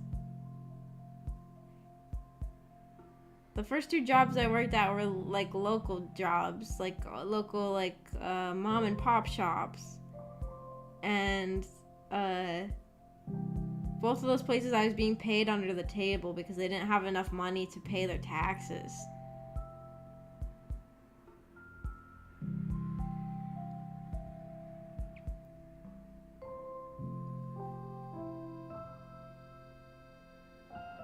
I wanted to do criminology, but they didn't offer it at the uni I went to. That'd be really interesting.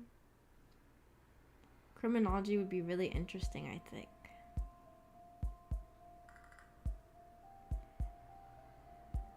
I'm interested in clinical psychology. The thing I'm nervous about though is being bad at it. But I guess maybe by the time I went through college, and you know, in college you have to do like practice, right? You have to like do actual work in the field, don't you? Maybe by that time I'd be good at it. I don't know. I get weirdly worried about like, if I became a clinical psychologist, would I be good at talking to people? Like talking to, because like if you're a psychologist, your whole job is talking to people. Like a clinical psychologist is like a therapist. But I feel like I also might be good at it though if it's just like knowing stuff. Like being like, oh, that sounds like you. Maybe I would want to be a psychiatrist more than a psychologist, because a psychiatrist, the thing with psychiatry is, to be a psychiatrist is you have to go to what do they call it? Pharmacy school. Probably another word for it. You have to like go to school and learn about drugs, because as a psychiatrist, your job is to diagnose mental illnesses and prescribe medication. But I feel like I'd be better at that because the job is just like identifying issues.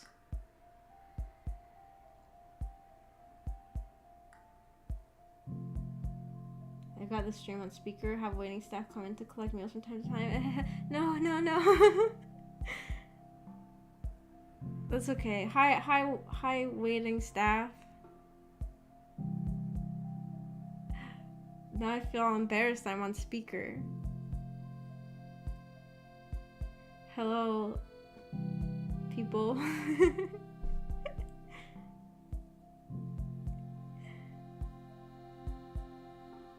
I mean, I guess I'm already talking to a lot of people anyways. And by a lot, I mean 3.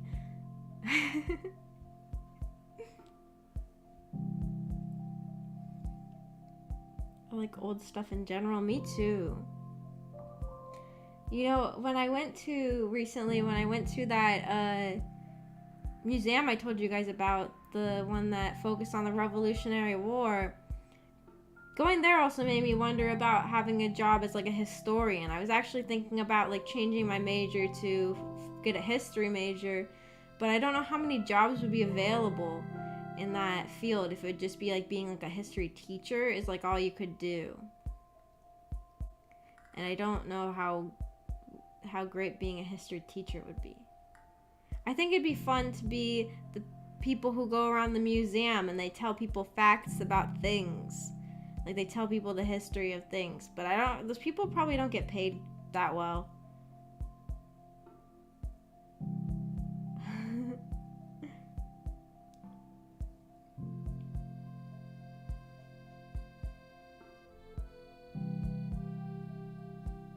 I was told studying psych leads mainly into research. That'd be fun. Doing research would be fun. Psychiatry is basically becoming a doctor. I think you have to do a doctorate of medicine. Yeah, you have to get a doctorate. Archaeologist. Isn't archaeologist like studying dinosaurs or like bones? Or like ancient civilizations? What exactly is archaeologist? I'm more interested in like cultural history. What's an archaeologist specifically? Aren't they like dinosaurs? The study of human history and prehistory through the excavation of sites and the analysis of artifacts and other physical remains. Oh, so it's like digging up like pottery. Archaeologists dig for stuff and analyze it, not just dinos.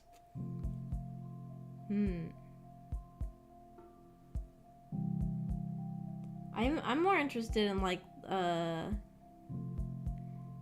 don't really want to do the digging for stuff.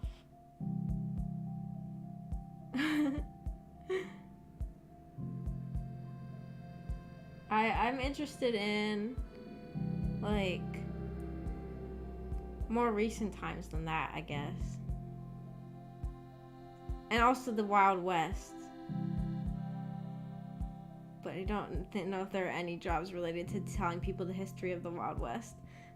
Besides working at like a Western museum, I guess. I like the Wild West. I like pretty much every era of like American history. America is such a young country anyways that there's like not that long of history to learn of it.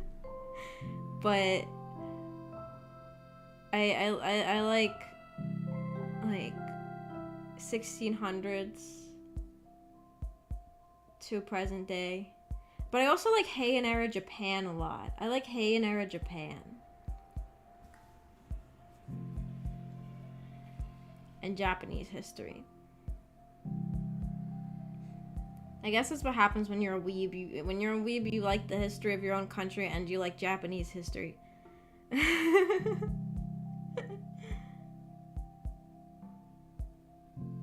You can do research stuff. It's something about ancient Rome. You try to find out about the way people used to live.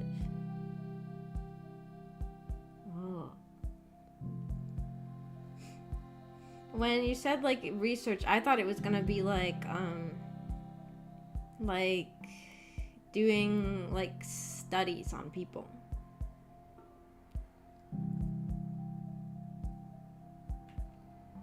Sociology might be something you'd enjoy.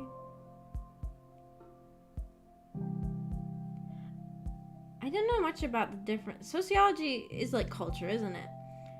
In high school, I took a class that was called psychology and sociology, but I feel like she focused more on psychology. Sociology is like people, though, right? It's like cultural, so maybe that is what I would like. Sociology, the study of the development, structure, and functioning of human society. Maybe I would like sociology. You'd have to learn Japanese, and not just the modern Japanese, but also before they had hiragana and katakana. Yeah, I'd have to know really old Japanese.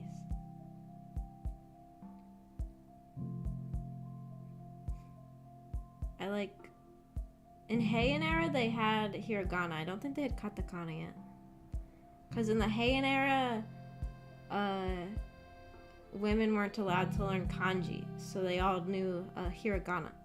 But in the Heian era, the Heian era was like Murasaki Shikibu's time. So like most of what we know from that time period is like things written by women from that time period, because men weren't supposed to write anything that wasn't like official documents. So most of the stuff then I think was hiragana, because I think that women weren't supposed to know kanji. But Murasaki Shikibu knew kanji, but she wasn't supposed to. She knew it in secret. And then this lady, Sei Shogunan, got really mad because she found out that Murasaki knew kanji. And she started calling her the Lady of Words in order to insult her. But Murasaki thought that title was badass as fuck, so she started calling herself the Lady of Words, even though Sei Shogunan used that as an insult towards her. I like Heian era history. But yeah, the Heian era is like also like there isn't like a lot of what's known about the Heian era is like has to be extracted from like stories.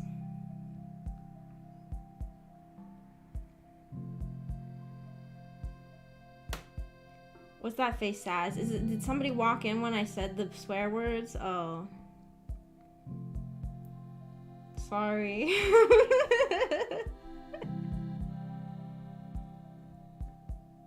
Is that what happened? Lady of Words is badass. Yeah. It sounds cool, doesn't it? Lady of Words. I like Heian era Japan, but I don't know much about any other era of Japan, Japanese history. I just know about the Heian era, for the most part. I guess I know some of like really ancient Japanese history, but a lot of that like is like also speculative, because really ancient Japan didn't even have a written language.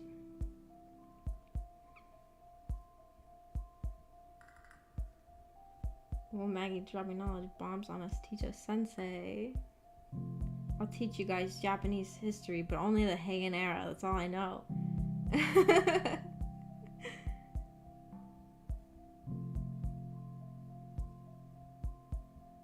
What if I got Saz in trouble at work for saying swear words? Is that an offense? Is that something you get in trouble for?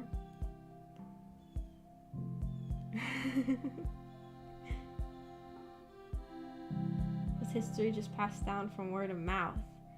A lot of really ancient Japanese history, some of it was like word of mouth, like the more religious stuff, and some of it is like things that people like figured out through like archaeology, like archaeology. And also a lot of it is from China, because China had a written language at the time, and they would write about Japan, but they thought Japan was like full of crazy people. I don't know, they had a really poor opinion of Japan.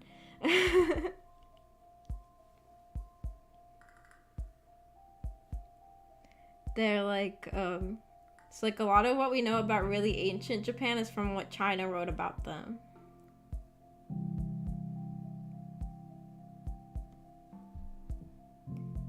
Would Maggie be the lady of cat noises? No, I'd be the lady of bird noises.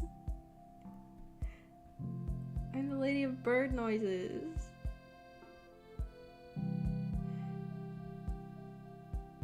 Nobody walked in, just didn't expect it from Maggie. Sorry. Sometimes it happens. I should stop though. I should never swear again. I should make myself a swear jar. But then if you make yourself a swear jar, you're still just giving money to yourself. So that's not really a punishment. You're just kind of putting your own money in a jar. A swear jar is supposed to be like you're a kid and you pay your parents when you swear. Or like you have to put like a quarter in the swear jar.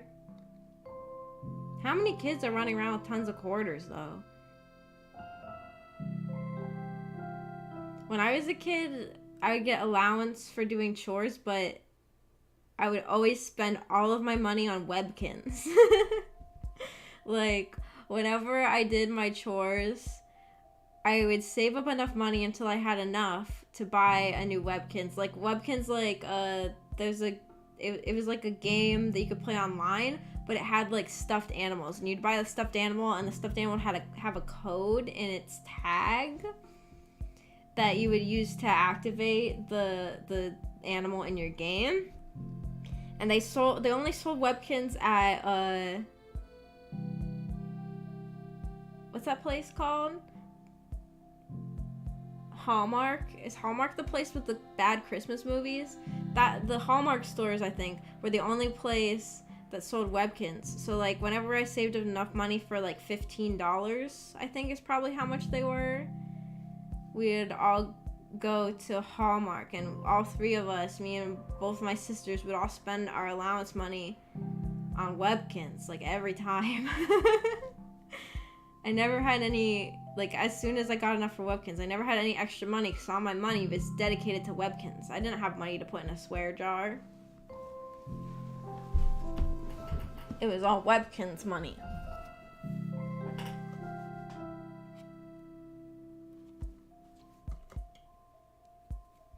I don't remember how much I got for allowance. Maybe like $5 a week or something.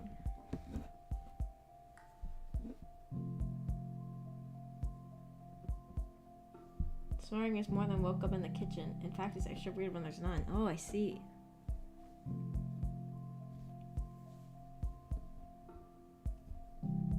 I think you should swear more. If you want a swear jar, each swear equals 20 minutes cleaning after stream. Well, then I could convert, that means that I could convert that into cleaning points.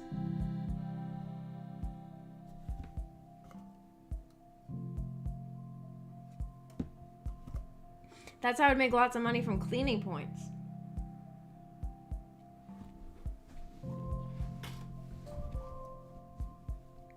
That just sounds like a good system all around, because then I would be rich in cleaning points.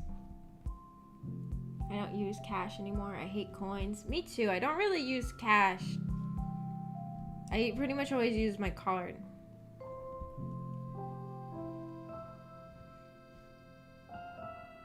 I'm on board with Maggie swearing more.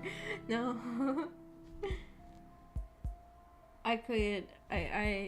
Do you guys want a swearing VTuber? I feel like there are a lot of VTubers who swear a lot. Like a lot of English VTubers. I don't really swear very much. I'm not a very swearing person in real life either, very much. I think usually when I swear on stream, it's like something happens in a game and I accidentally swear and then I apologize.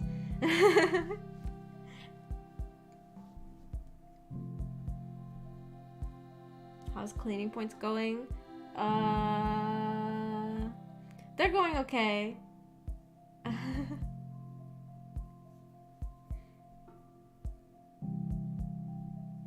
I guess they're going okay. I always slip up on them. More swearing, please.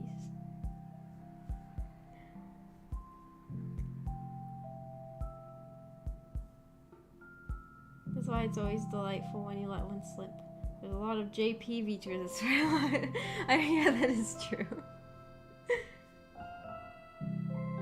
There's a lot of VTubers that swear a lot in general.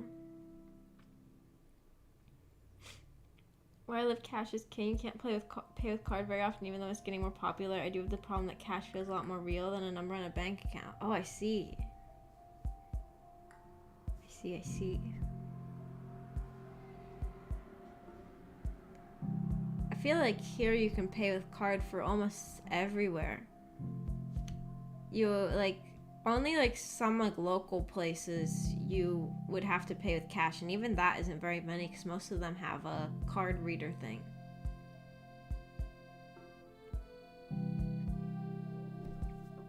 My tummy just made a noise again. Why does my tummy make noises every stream? I ate before the stream today. I didn't want to have tummy noises, but it happened. I'm sorry. Did you eat? Yeah. I woke up like 30 minutes before the stream. And then I really quickly ate. I ate 2 granola bars. I didn't really have time to eat very much. I woke up at like 8:35. So then I had like 25 minutes to get ready for the stream. Maggie ate food. This is like the 3rd time ever. No, I eat food. I just don't eat it before streams a lot. I mean, I've gotten better with it because I wanted to stop all the stomach noises. But today I woke up too late to eat very much. But you know, when I first started streaming, I didn't even think that that would be an issue because, you know, normally I would just eat whenever I'm hungry, but now I have to plan to make sure that I eat before I stream.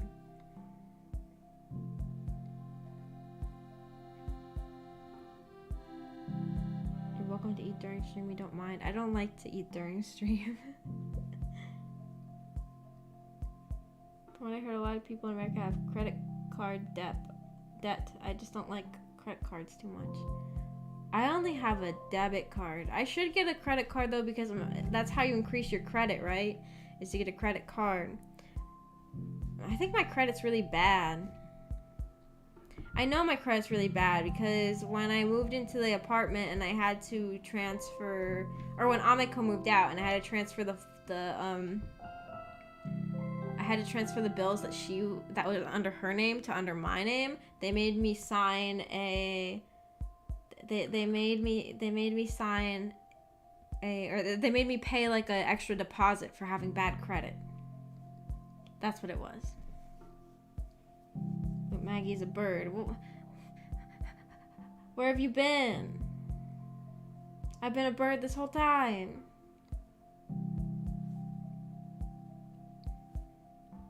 Does this mean Maggie can feed us like a mommy bird? No. No. There is that one time when I was streaming and someone came in and they were calling me mommy in the chat and I was playing Red Dead and I just looked over and just saw that message. I was very shocked by that. I just saw that message to something like, there's weird messages in the chat right now. I was like, do I give off mommy vibes? I don't want to give off mommy vibes. I was like, I need to develop a higher pitched voice to avoid getting mommy comments if that's the impression people are getting. I can't really speak in voices that aren't my own voice very well though. I'm not good at doing high pitched anime girl voices. But it's not like I have like an Ada type voice either.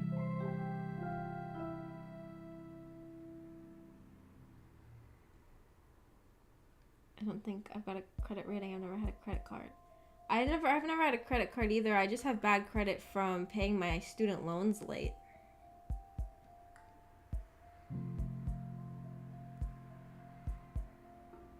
No. Hey, mommy, Maggie, mommy, no. You have a normal voice. Yeah, I think I just have a normal voice. I would like to...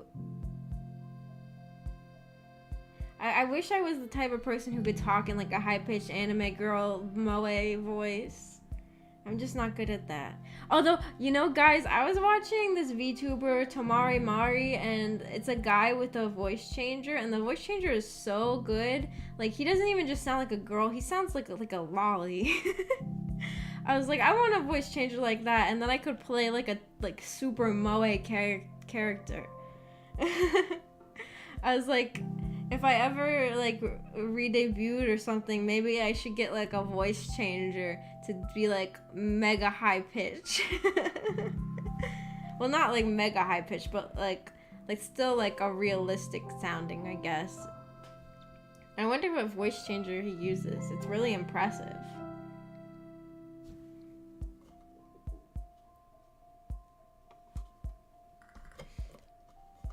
I always wanted to be able to talk in a high-pitched anime girl voice. Ameko and I used to do, like, in middle school, we used to do, like, recording ourselves, like, on my phone in, like, the voice memo recording app. We used to practice voice acting, and we used to, do you guys know this? It's an audio CD series called Yandere Onanoko. It's like a audio CD drama, which is all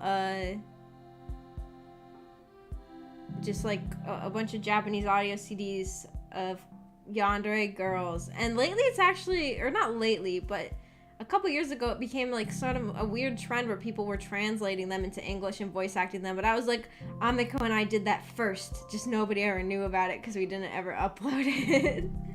We would like, I painstakingly go through like these audio CDs and like write down a translation of them. I mean, we would have the translation on the screen, but we would write down one that worked better, like sounded more natural, and then we would practice it, and we would make the sound effects by like, we would record it in the bathroom at our dad's house, because, you know, bathrooms have like good acoustics in them. And like, I remember that like we had to like make a sound of like breaking open a door or something, or like knocking something over, and my dad had like this rack of like a towel rack, like that's a standing up towel rack, and we just like tossed it on the floor in order to make sound effects. We would just like do things like that for sound effects when nobody was home. Usually it was the yandere ones, but sometimes we'd find other like Japanese audio dramas. Yeah, that was so long ago. And I remember it was really cringe because we used to make like anime noises that the anime girls made. Like the anime girls would be like, ha wah wah wah, and they would make like anime noises, and we would make them too. You got a nice tone for your voice. It's relaxing. People have said that a lot. People come in chat and say my voice is relaxing. That's nice. I'd like to have a relaxing voice.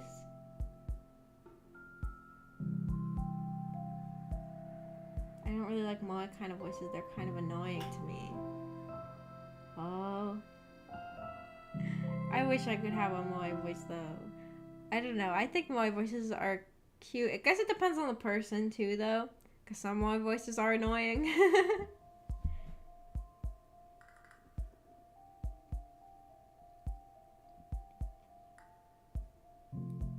Do you have recordings? I don't have recordings of those. If I did, I mean, honestly, if I did, I would kind of like to show you guys, actually. And you know what? That was on my old, it wasn't even, I didn't have a phone. I had an iPod Touch, and it was on there. And if I had that old iPod Touch, I would have so much stuff I could show you guys, because I had those on there. And I also used to write fan fiction on there when I was, like, really young, like middle school aged. And I would love to read you guys, like, the old fan fiction I wrote when I was a kid. And I never uploaded any of it. But now I kind of wish I did so I could read it again. I would write, like... This is so embarrassing. I would write fan fiction for the TV show Glee. And I would write Hetalia fan fiction. And I would write Harry Potter fan fiction. Those are the things I was writing fan fiction for on my phone. As a kid, I had an app that was just called Documents. I didn't even write it in like the Notes app. I downloaded another app called Documents. I wish that app like had accounts that saved my stuff so I could even log into an account of it or something. 'Cause like, I really want to read them.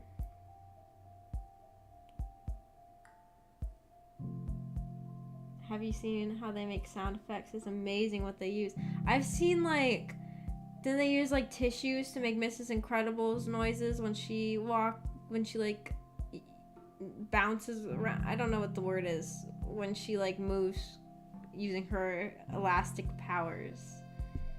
And I've seen like using like tape to simulate the sound of like, in School Days, at the end when Kotonoha cuts Sekai open, they like use like tape to make that sound, I think.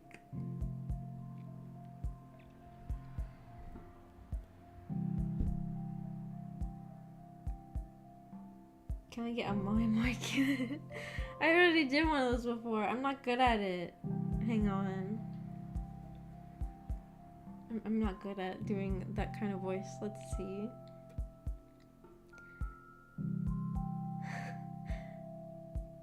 My kyun?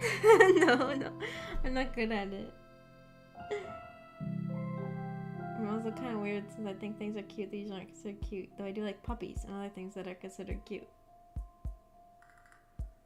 Do you like creepy cute? I like creepy cute. In your voice then? My kyun? Like that?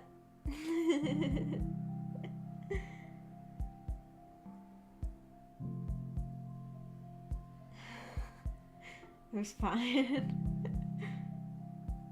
I'm not good at it.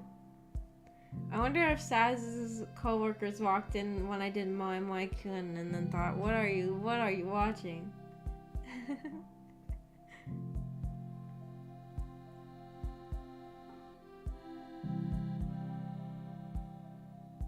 I wonder if, like, maybe that Documents app that I had on my iPod, I wonder if it did have, like, an account or something. I wonder if that app still exists and I could log into it and get back those fanfiction. I would love to read, you guys. I used to really like to write next generation stories. I would write, like, stories about, like, the characters in the piece of work having kids, and like it would be about their kids' life, and I would make up like relationships between all their kids and stuff. I always really like, I guess I just didn't really like to really write about existing characters. I also would write about Regulus a lot. Because Regulus is like barely a character. He's like barely mentioned in the books. So I'd write about him and, like, his generation a lot. Because, like, they're basically, like, your own characters that you can make up, pretty much.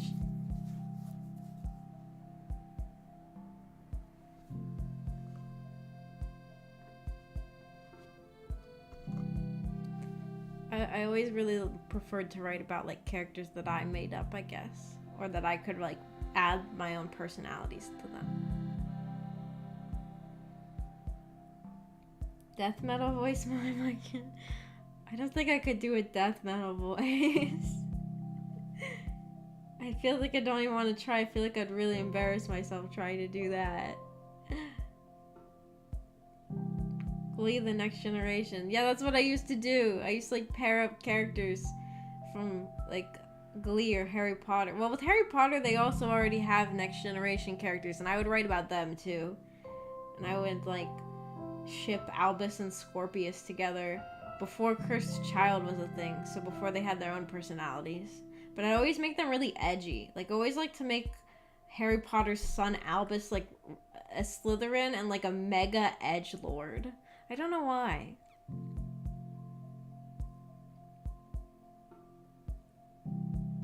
Oh, you know what though, guys?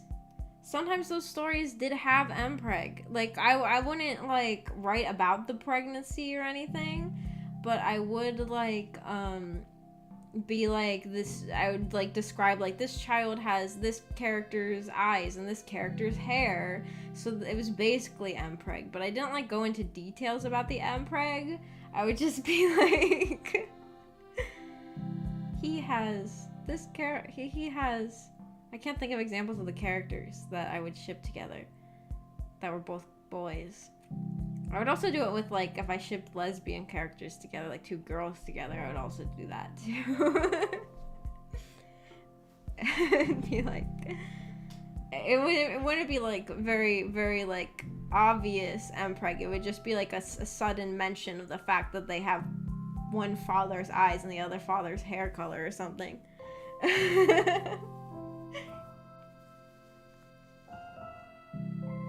What if I'm cute and people's having an unusual hobby, like if a big scary guy is really into knitting or something like that? That is cute. I watch anime here. Nobody will complain about this stream. Really? You watch anime at work? Whoa.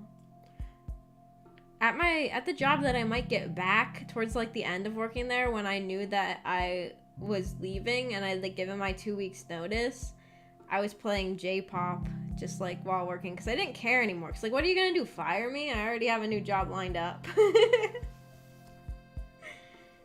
And also, I was usually the only one in my department at the time, but like managers would walk by and stuff like that, and I would just leave the J-pop on.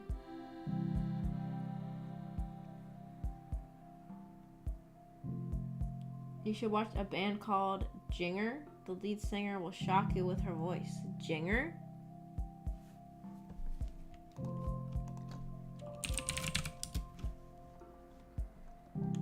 Jinger. Ukrainian metalcore. Whoa.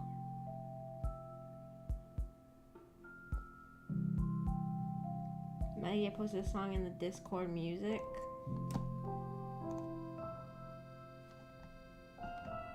Crazy awesome voice.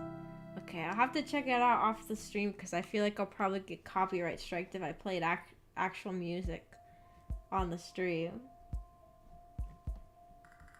F-preg? Imagine if F-preg was real. I've seen the term F-preg before, and it is supposed to refer to like two female characters, one getting the other pregnant. But I remember the first time I saw the term F-preg, I was like, isn't that just regular? I was like, isn't that just regular? I remember being like, dang, we live in a society where M-preg has taken over people's minds so much that now they think F-preg is not the norm.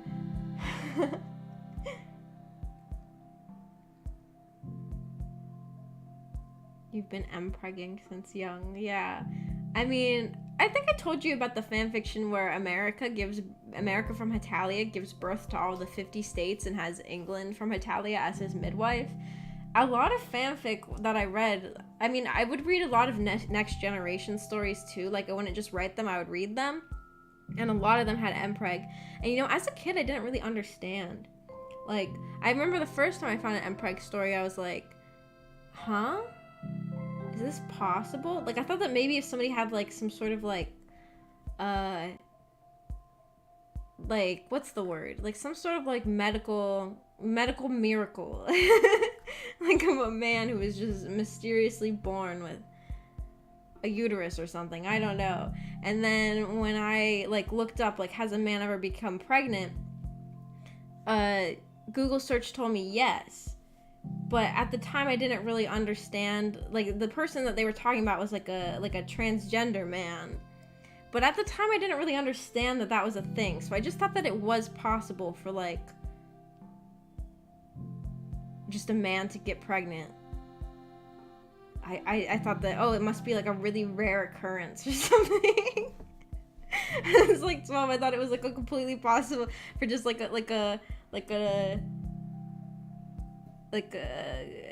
guess the word would be like a cisgender man to get pregnant. I kind of like I looked it up and Google pretty much told me yes. I was like, oh really? I was like, I guess it just must be rare, huh? I was very confused.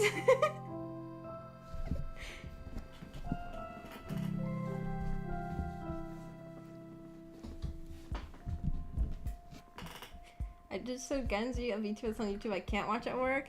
What kind of VTuber you can't watch at work but they're also on YouTube, huh? Now I'm curious about who that is and what kind of content they're making. M-preg is the usual, the females just copied it. They just copied. YouTube is changing their policy on music copyrighted songs no longer cancel your vids used to share proceeds with the artist. Oh really? I didn't know about that. I'm not even making any proceeds off of my streams though.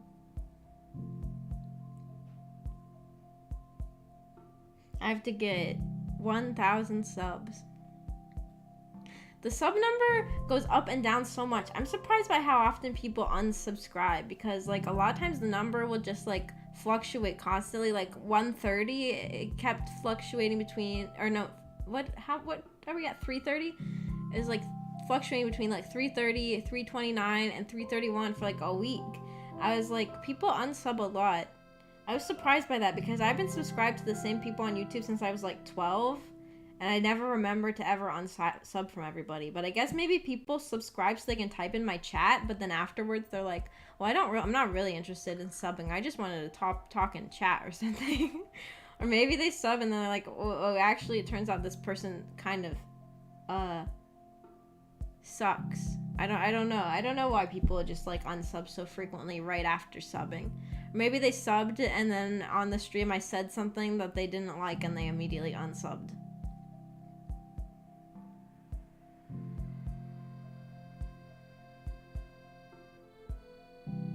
YouTube unsub stuff for you automatically? Really?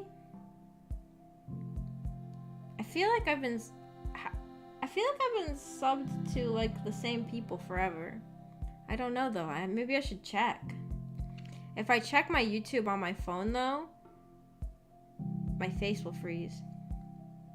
I guess I could log into like my personal YouTube account on my computer. I just am not logged into it.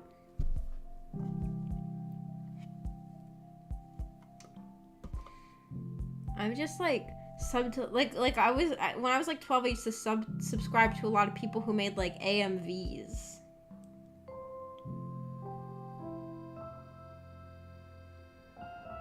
Like AMVs. I used to subscribe to a lot of people who made AMVs and fan videos. I'd much rather quiet unsubs over people saying mean things in chat. Thanks, quiet unsubbers. I love you. Yeah, I would much rather that too. I'm not mad at people for unsubbing. I just guess get like kind of confused about how frequently and quickly people unsub. But I guess other people, I don't know. I just like never unsub to anyone. Maybe other people aren't like that.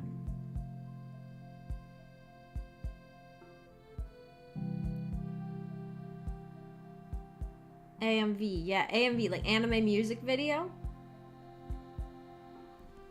Like a video of like anime characters set to music. A lot of the ones I was like subbing to were people who made like shipping ones. Like it would take like two characters that I shipped and like play like a song. A lot of times it would be like every time we touch or something. And like edit it to make it look like they were a couple. I never unsubbed, but the problem is I have over 1,000 subs now. Jeez. I wonder how many people I'm subbed to. I'm gonna see if I can check. I'm gonna log into my personal YouTube account. I am subbed to a lot of people who I used to sub to a lot of people who had like My Little Pony fan videos. I'm probably subbed to a lot of people that I just would never watch now too, because like I haven't unsubbed for forever. Every time we touch and I ship it are the shipping anthems. I never subbed to anyone like that, but I know exactly what you mean with shipping AMVs. Yeah, I used to sub to a lot of people. I used to sub... I'm sorry, I did used to watch My Little Pony shipping AMVs. Okay, subscriptions. But how do I see... Okay, manage subscriptions. Okay. Oh, it's not even in alphabetical order. It doesn't say how many. Oh, it's just like a never-ending list. Why isn't there like a number? I'm subscribed to PewDiePie? I didn't know I was subscribed to PewDiePie.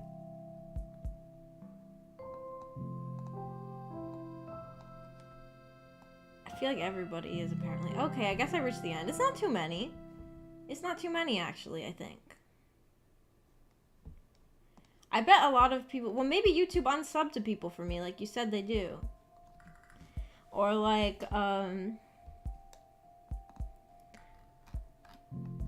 maybe some channels might not be around anymore because I've had my YouTube account for a very long time.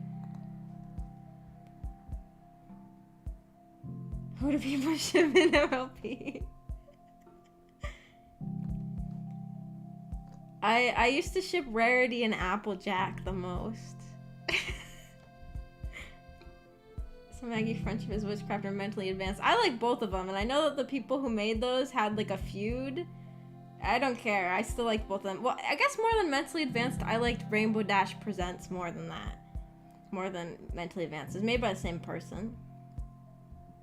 I'm subscribed to both of those channels still. I'm subscribed to... I think he changed his name, but the guy who made Mentally Advanced used to be like Until Dawn Creeps or something. Oh wait, no, that was someone else, wasn't it? Was that the person who made the Madoka Magica videos? I don't remember. Maybe his name was something else. Dawn somewhere, was that his name? I don't remember. Fim Flam Productions, is that his name? Him, and I'm still subscribed to Sureclop Pones, I think. I liked a lot of pony fan content.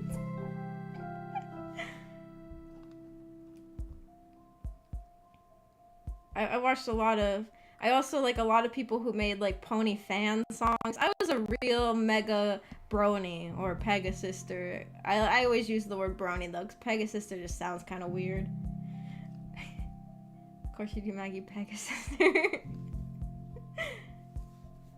Maggie knows as much as I do. I was really deep into pony stuff. Okay, I was a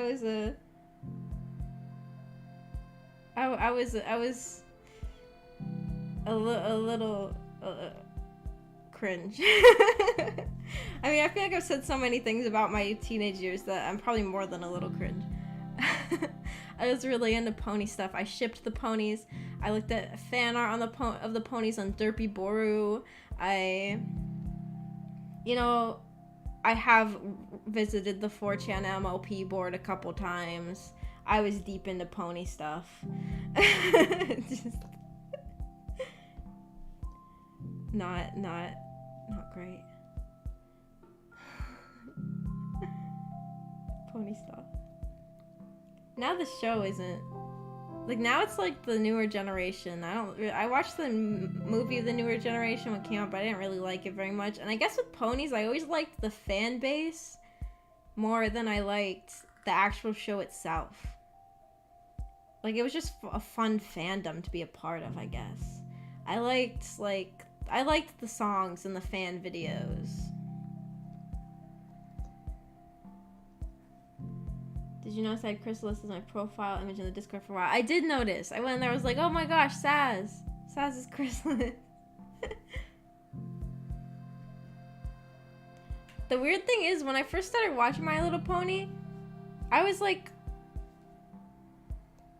probably like maybe a 13, 14-year-old girl or something like that. Not really a weird group of person to watch My Little Pony, and yet when I was watching it, I remember for the first time still feeling the feeling of like, I'm not supposed to like this. I think just because people were so mad about bronies at the time or something. I don't know. The 4chan board must have been interesting. The people on there really wanted to bang the ponies.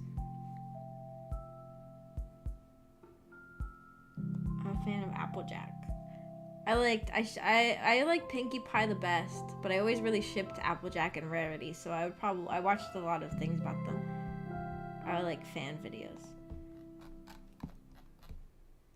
I have my YouTube subscriptions open, and I think YouTube does unsub to people. A lot of them are VTubers, which is surprising because I would think that like a lot more people would be people I've been subscribing to since forever, because VTubers are more recent.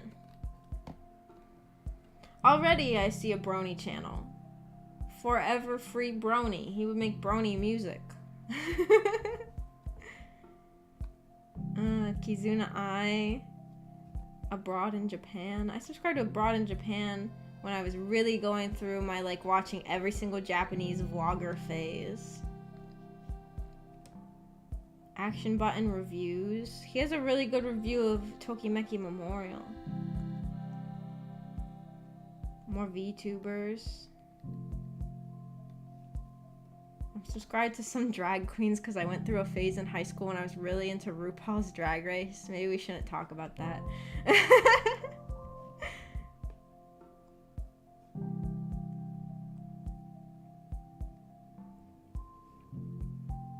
That's exactly what I thought it would be. Is not where the jar came from. Yes, that's where the jar came from. She might review the review Boku no Natsuyasumi. Yeah, I've been watching that one. I have like an hour left of it. I want to play that game now. When it's supposed to get translation. And also after I played that game, Amiko is always looking for stuff to practice her Japanese with. So I told her that I thought that'd be good for her to practice, and I helped her get it on an emulator on her computer. I don't know if she's played it yet though.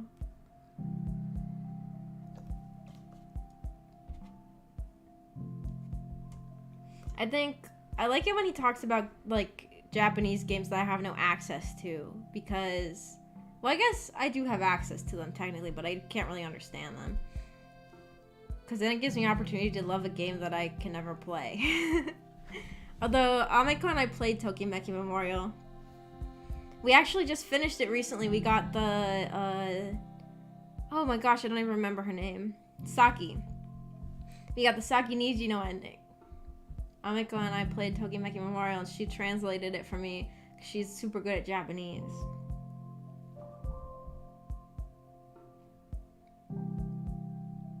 There's an episode in Friendship Witchcraft where Twilight makes Applejack and Rarity act out a shipping fanfic she wrote of them. Yeah.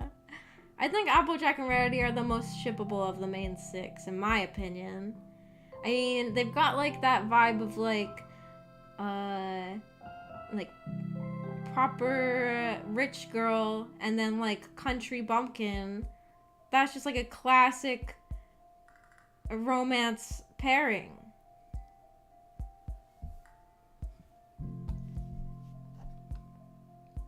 I like how their personalities complement each other.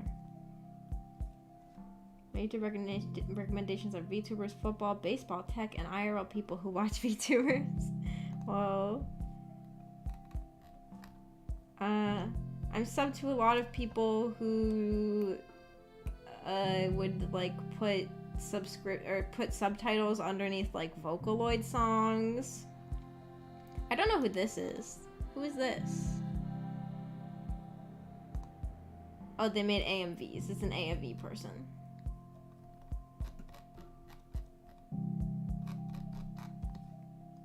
Ankasa Girl 95.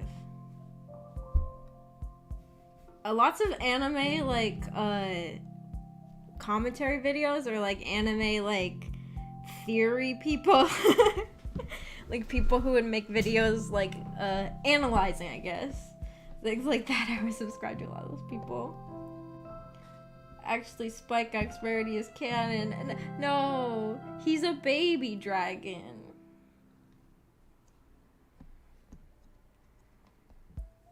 And even if he has a crush on her, she doesn't have any interest. He gets weirdly buff in like the like final episode, like when they have like the flash forward. My YouTube recommendations is VTubers, fashion stuff, and things about restoring old PCs and that kind of devices. Oh, those things are interesting. I like videos where people buy like used, like for example, I bought a 1 yen Wii, like people, or 10 yen or something. People will buy like used gaming consoles and stuff like that are like extremely cheap because they're broken, and then they fix it up, and a lot of times the fixes are really easy. Giguk has some really funny vids on anime. Yeah, I'm sub to Giguk. He was like the first ever person I ever watched who did anime reviews, because the first anime I ever watched was School Days, and he did a review of School Days. And that was the first anime video I ever watched, probably. Please come back, Demo. I miss you. Demolition D+, my boy. Yeah, I used to watch Demo, too.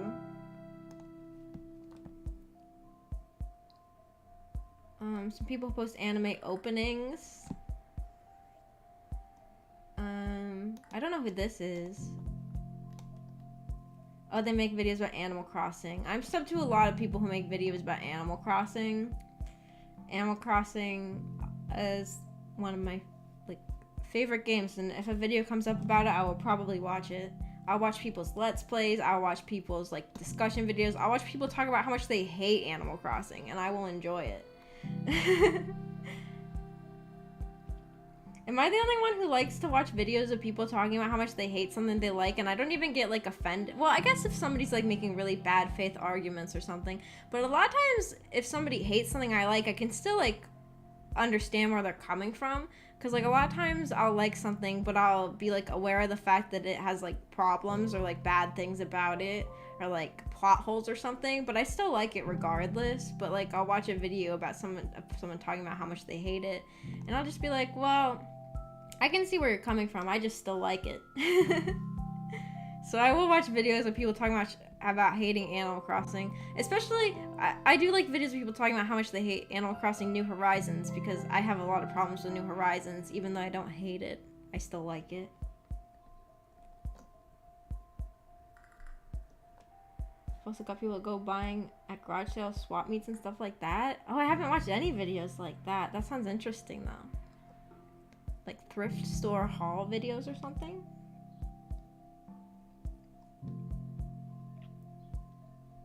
Good to see other people's perspective. I like watching videos of people talking about stuff they love, since I'm a mostly negative kind of person. Oh, you like to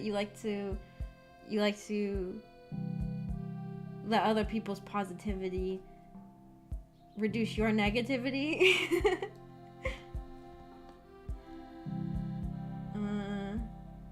Some people who made pony videos, some animators. I'm following some people who make animations.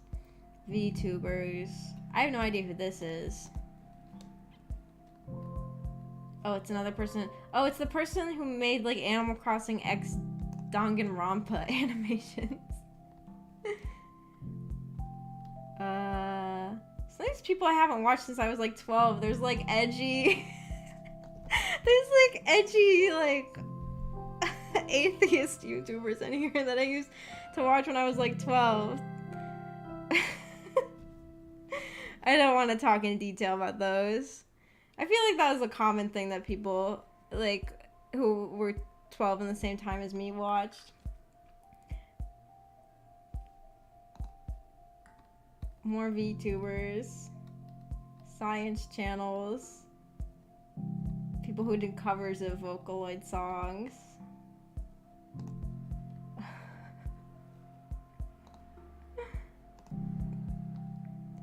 Nowadays, I feel like in middle school, I don't know. Nowadays, as an adult, I've mellowed out. I don't really, like... I wouldn't really watch any sort of political YouTubers now. I feel like that's a very, like, thing people do in, like... I don't know. When you're, like, a teenager, you get mad so easily, right? You're just, like, so easily angered. So you watch, like, a lot of, like, political videos. I don't really watch anything like that anymore. Nowadays, I have, like, zero interest in hearing about politics ever. When's Maggie's cover of Vocaloid songs being released? I have some Vocaloid songs that I've been practicing for the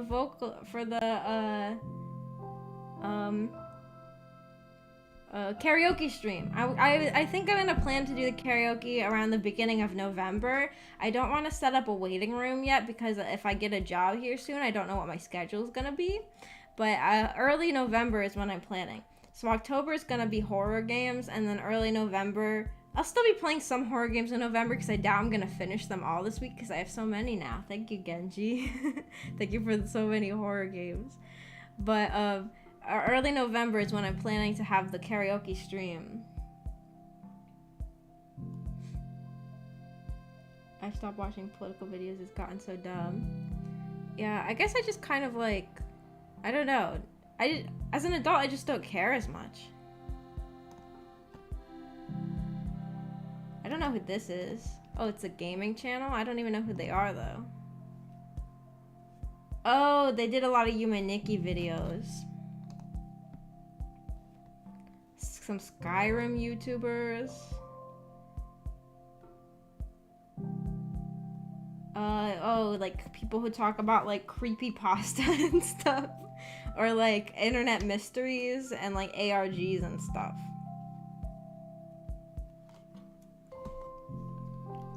This Korean lady who bakes cakes because her cakes are so cute.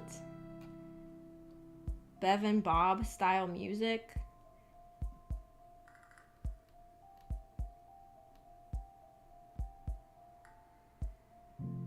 some people who do voice acting on YouTube, another Animal Crossing channel.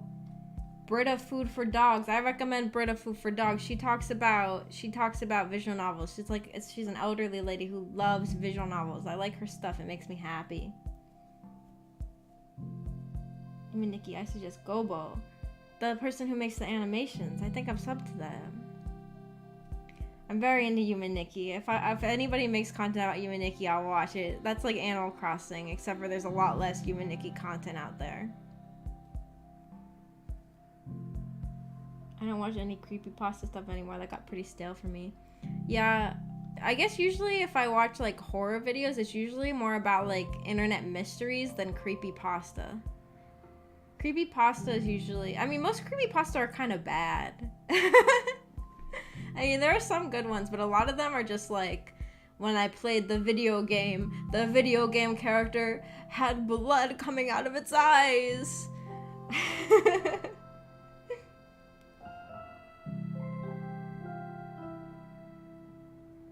For Skyrim, I watched MXR plays, but he has pivoted and does videos with a GF. Still a good watch.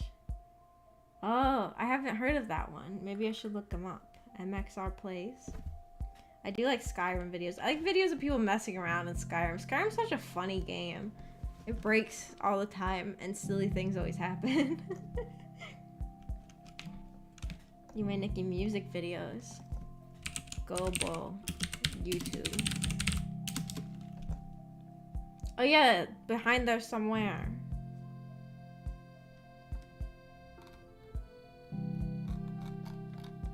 I've seen some of these, they're cute.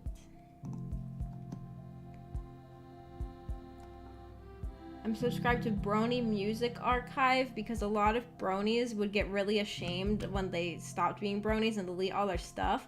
But most of the stuff on the Brony Music Archive is kind of like horrible. Like I remember there's like just some song that was just like a really sexual incest song about the ponies. I don't know, it was weird. Like a lot of the songs in the Brony Music Archive, I don't know if anybody really watched them in the first place. MXR plays is the guy with cringe thumbnails. Isn't he? I remember disliking his videos. My stomach made another noise. I'm sorry. I've never watched this guy. If you guys can battle about the YouTuber. I can't say an opinion because I've never watched him or heard of him. Call me Kevin. I'm sub to. Candy Eevee. I think this person made Pokemon videos. I haven't watched them in a long time though.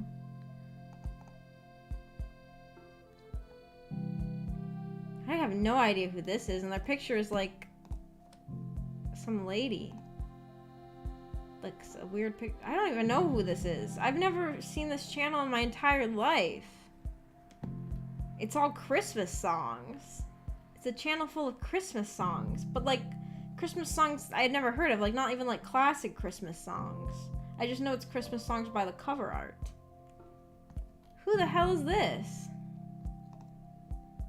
I'll unsubscribe from that person. That's the first person I'm unsubbed to because I have no idea who that is.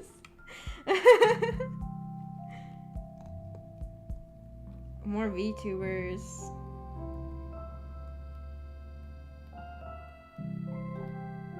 Let's Players I used to watch a really long time ago. Like Cinnamon Toast Ken. I watched him when I was like 12. I don't even know if he still makes videos. I used to watch him because he used to do collabs with Cry, and Cry was my favorite VTuber. VTuber? YouTuber. He was my favorite YouTuber. He's not anymore. Claris Vale. That's like, they make dancing videos and they run a nun cafe in Japan. I like them. They're cute. A book reviewer. Japanese channel. I don't know who they are. I can't even read who they are. Oh, they make ASMR videos. Who is this? I have no idea who this is. A cosplayer, I guess? I never really watched very many cosplayers, though, so I don't know why I'm subscribed to that person. No need to battle. Everyone can enjoy what they like, and people can have different opinions. Haha. JK, we should fight to the death over this. My chat will fight to the death, and I can't do anything about it. I could make you guys in that wrestling game that everybody likes to play. That wrestling game looks fun. The one where you can make like really detailed characters, and like Miko was playing it a lot and stuff. And Germa played it a lot.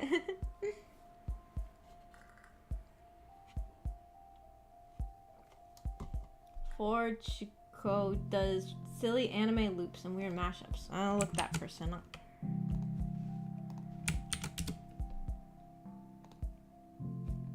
Google says, do you mean 4chan?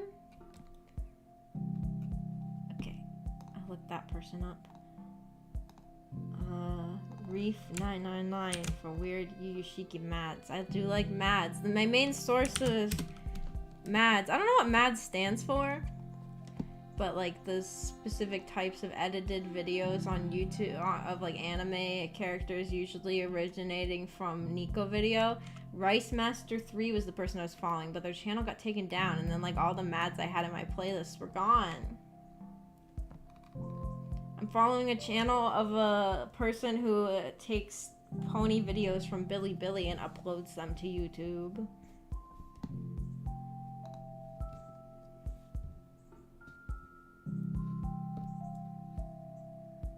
There was a point where streamers were becoming VTubers. Pew and Pokey did it. Yeah, a lot of them just suddenly became VTubers.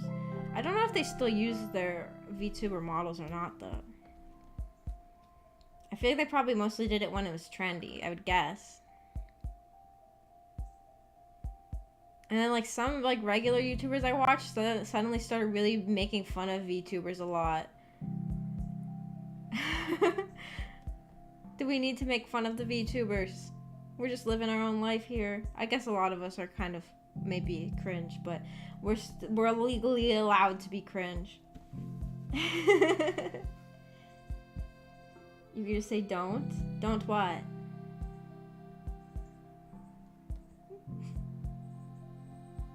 Miko made awesome characters. It was hilarious. Yeah, every time I watch someone play that game, it's really funny. I'm subscribed to more Animal Crossing channels. Some ASMR people. I never watched that much ASMR. I'm not sure why I'm subbed to so many. Don't fight to the death. Oh, I see. But what if I want to? What if I'm curious about who will win? Face VTuber dislikers. I'm subscribed to Crunchyroll.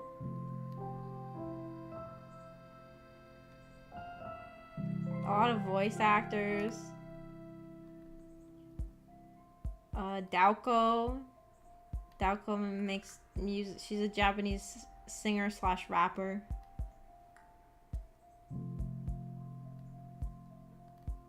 Some Lolita fashion channels. More VTubers. So many VTubers. People who post songs from video games. I'm still subscribed to Draxer. Draxer was this guy who used to edit Cryotics and Late Night Cruise VODs before the incident. And I don't know what he does now. He used to make highlight videos. These two started taking away a huge part of the market. I used to watch IRL people, but now it's really rare. Only need VTubers. VTuber uprising.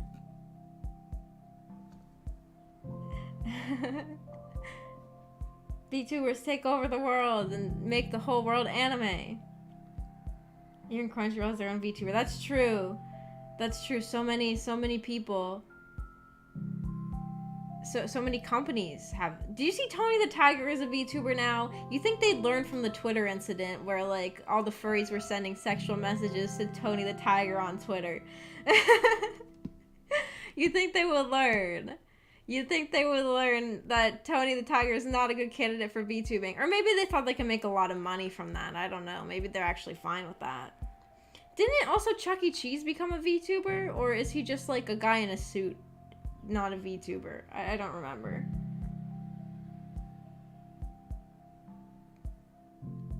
A lot of VTubers. Company VTubers. Corporate VTubers. That's fine. I'm just saying you said there's nothing you can do, but you, in fact, you want to watch it happen. Maggie wants more, not peas. Well, you know, I just wonder who would win. Check out Maggie at Donna. She's an adorable cat. No! She's a bird. I know that VTuber, and she's a bird. Do you see the incident? Yeah, I was talking about how I used to be subscribed to Cry, the YouTuber Cry, and he was my favorite YouTuber. But then it came out that he did a bunch of bad stuff. Honestly, ever since that happened though, I still haven't found like another YouTuber that I want to watch as much. Like I want another like Let's Player that I want to watch as often as I used to watch his videos. Cause now I don't know. With most people, I only really watch Let's Players if I'm interested in the game they're playing.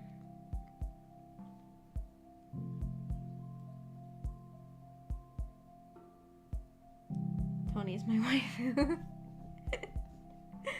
Tony is your waifu. You should go look him up on E621. I bet there's a lot of him on there. There's a pharmaceutical company that has his own VTuber. When will the tyranny end? I'm just kidding. I don't want the tyranny to ever end. That's, though, like, a pharmaceutical company is kind of a weird company to have a VTuber, isn't it?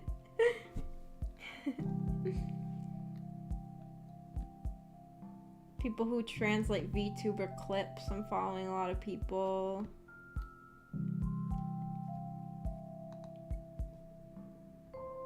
I use this as summoning chat E621.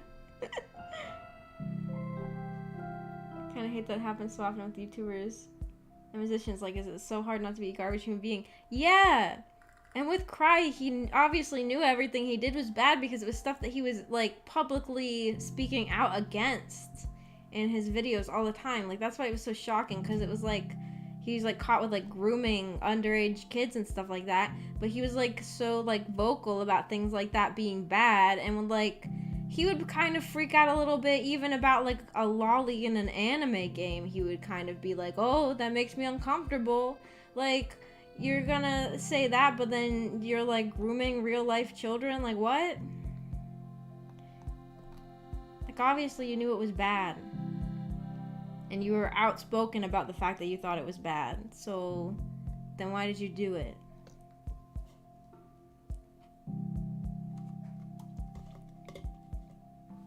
Like, if you're even freaking out about lollies, then you really must, like, I don't know, maybe it's like you want to put up a good front. You want to put up a front of, like, trying to convince people that you're not like that. Or something.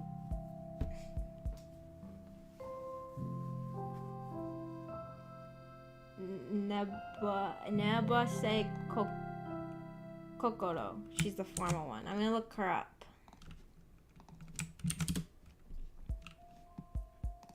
Oh, she's cute. What company is she for?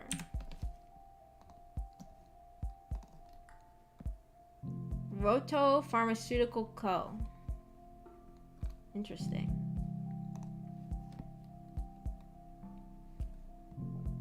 I'm subscribed to a cat channel, a channel of people who rescue cats. I like animal channels, especially cat channels. Oh, but not because I'm a cat. People are gonna say something about that, I already know. Another AMV channel. More VTubers. Another ASMR channel. This girl who grooms dogs.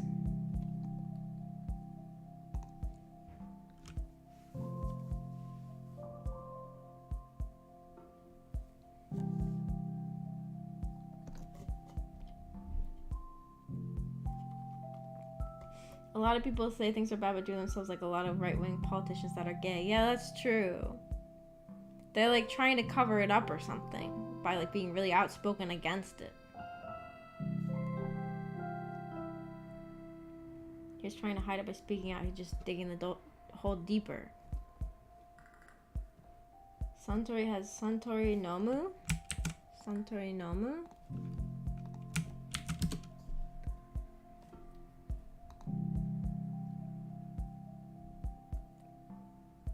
Consumer drinks. Oh, it's a drink.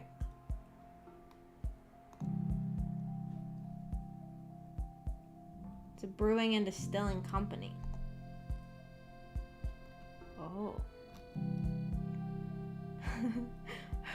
Her intro is greetings from the refrigerator.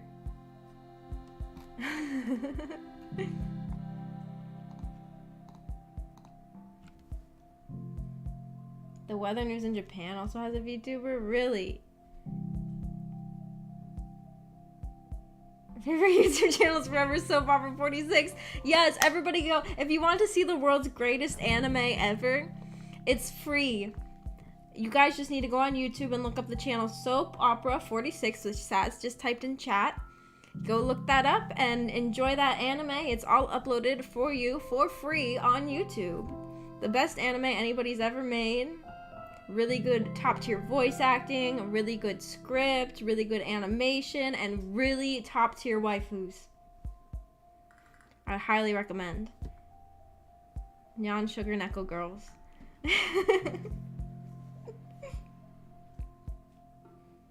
Weather News has Weatheroid Type A ID.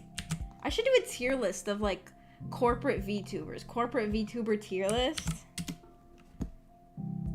Like based off of like their appearance. Not because I don't know their personalities, and also I feel uncomfortable rating someone's personality. Weatheroid Type A ID.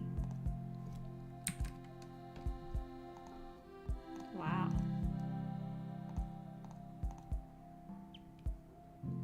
Photo my poster when you get home. You have a Nyan Sugar Neko Girls poster? Oh my gosh. Air Asia has one as well. There's so many.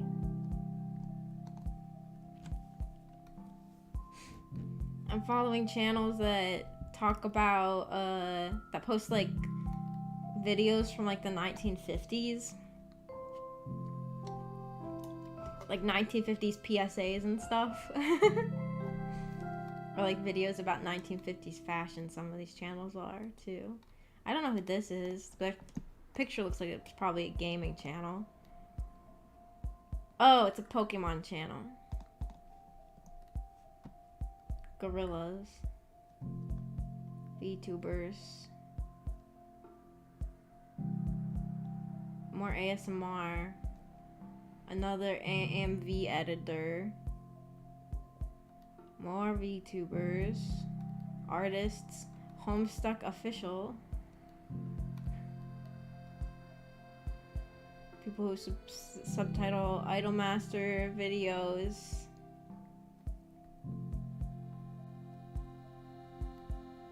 More people who translate. People who translate VTubers. Most of the people I'm following are related to like VTubers or anime or video games. Especially video games. I feel like most people are like Let's Players. VTubers are kind of a weird situation. I think since VTubers are kind of getting less popular with normies, but overall VTubing is still growing, I think. Yeah, there was that there was like that period where it was like a big trend, especially because of like COVID quarantine and stuff. And the trend has died down, but I think more people are still joining. I think that especially with like English VTubers have been growing more too.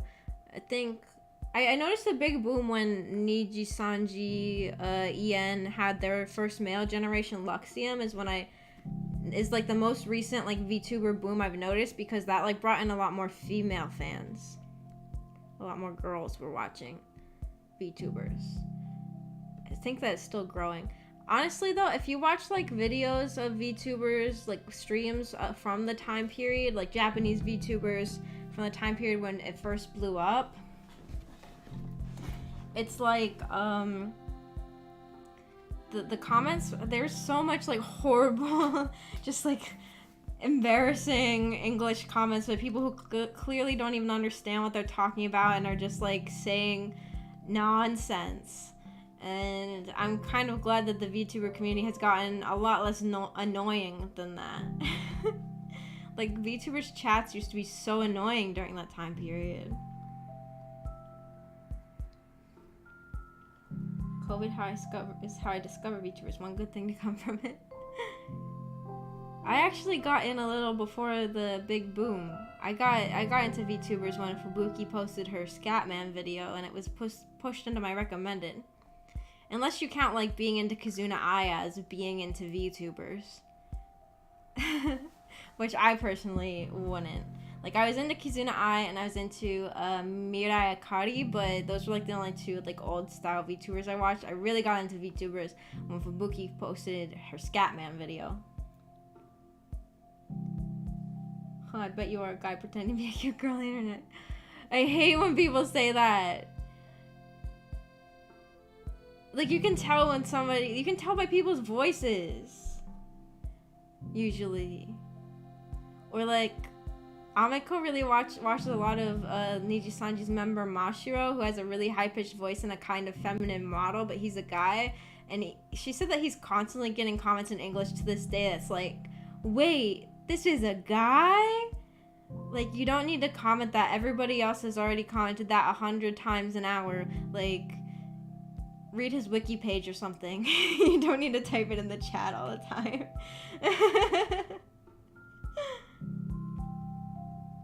Chigusa Hana was my first.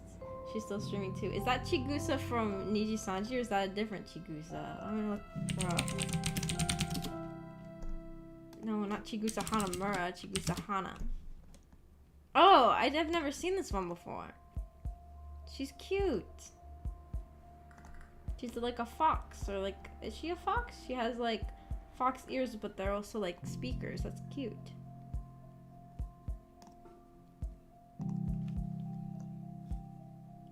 Indie, wow. My first like of the more modern style like streaming VTubers that I ever subbed to, actually before Fubuki's Scatman video, but I didn't really understand that she was a VTuber, was Ichigo from Niji Sanji. Like, around the time she debuted one of her really early videos, I think she was playing, like, Scribble.io or something like that, like some sort of scribbling game. And it came recommended for me, and I didn't really understand what it was. Like, I didn't really connect that it was the same thing as, like, Kizuna Ai. And I didn't really understand how she was streaming. I didn't really understand how it worked. Like, for some reason, I thought that Kizuna Ai's videos were, like, made, like... voice acted and then made in like post-production, which I don't know how she does it, but I assume it's actual body tracking now.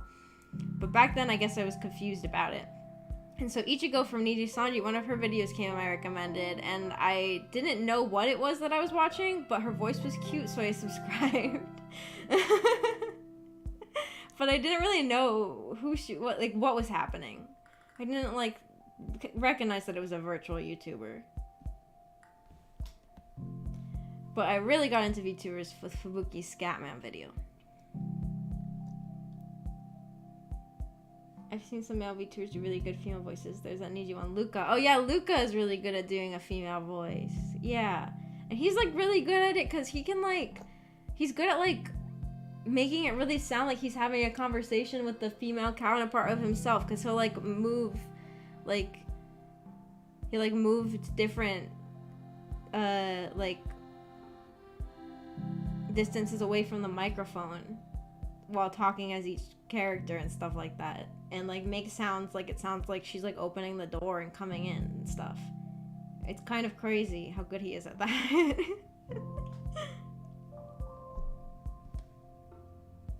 I honestly don't know who my first VTuber was. Maybe Hanamachi. Oh, from Niji Sanji ID, right? I think Fuki and Hana used to collab in the early days. Whoa. I feel like Hololive, I used to see them collab more with, like, indies, or, like, even Neji Sanji. But then again, maybe, I don't know, with Hololive JP, I mostly only watch clips because I don't know what they're saying. So maybe they're still doing it just as much and people just aren't clipping it or something.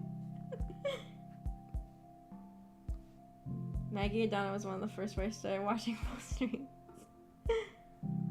Really? I was the one who made you start watching full streams? That's crazy. I feel proud and amazed by that.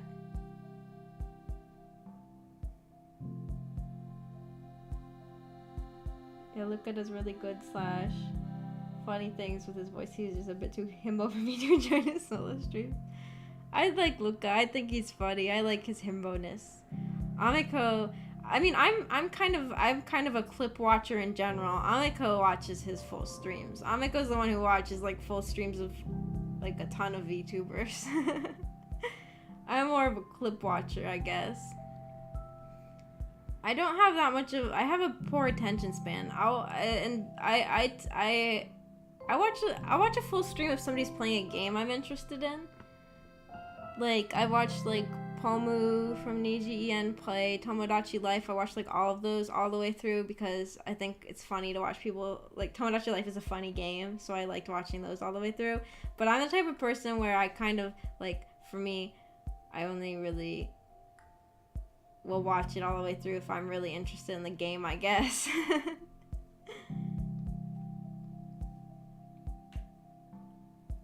Maggie Dunn has a really good girl voice impression. What if I was a guy? What if I told you guys I was a guy this whole time? How, like, what percentage, how much would you believe me?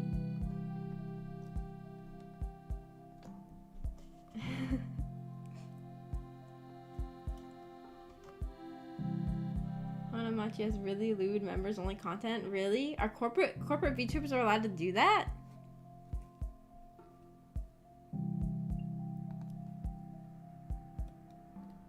I'm going through my subscriptions again. I'm subscribed to lots of Sims channels. Most Sims channels though only play The Sims 4, and I hate The Sims 4. I just get bored watching Sims 4 videos unless it's Call Me Kevin, because he's the only one who can make them funny for me.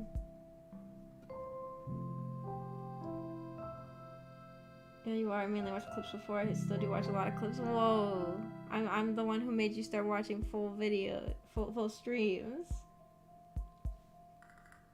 Is it because there aren't clips of me because I'm not popular enough, so you had to just watch the streams?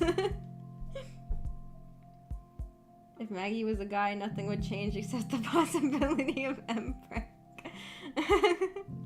If I was a guy, I could make Mpreg real. I wouldn't believe you, but I would be impressed. Would still watch people find it very difficult to believe. I see, I don't seem like I could be a guy.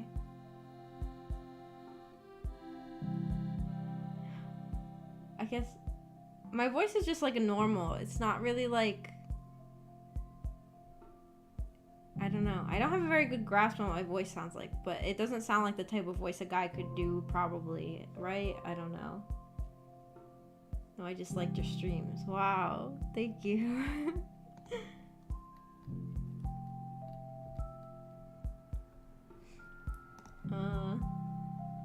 Most of my subscriptions that I'm going through are like the same few people, like the same types of things over and over again. Like just more animators, more Let's Players. I'm following some people who like mess with like scammers like Kit Boga and Jim Browning. People who mess with like tech support scammers.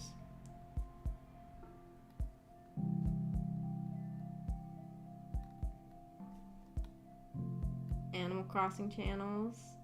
People who make subtitles for things. Katawa Seiyu! Katawa Seiyu was this project a long time ago where they were trying to make a fully voice acted patch, or like a fan patch with full voice acting for Katawa Shoujo, but they never finished it. I remember I was watching that while it was coming out and all excited, but it never happened.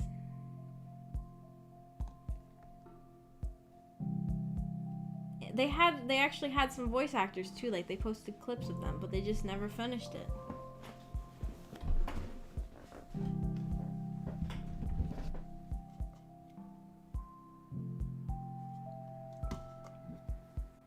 Shizune's best, can't change my mind.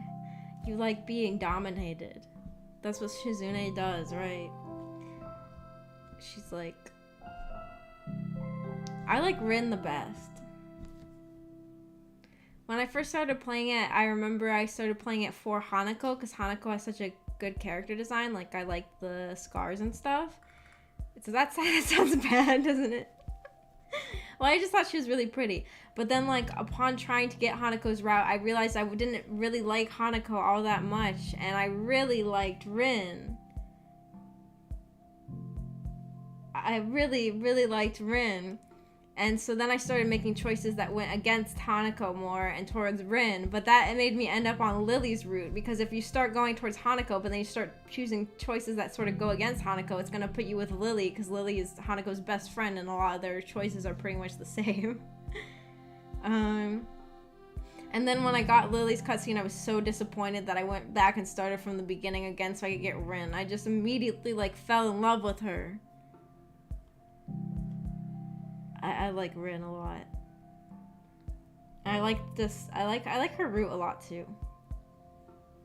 I like a lot of the themes of the route, I guess. Did you watch a stream that uses a voice changer? Didn't realize it was a boy. They had to tell me. You didn't even realize you got tricked. You figured it out. You got like you got like they had a good voice changer.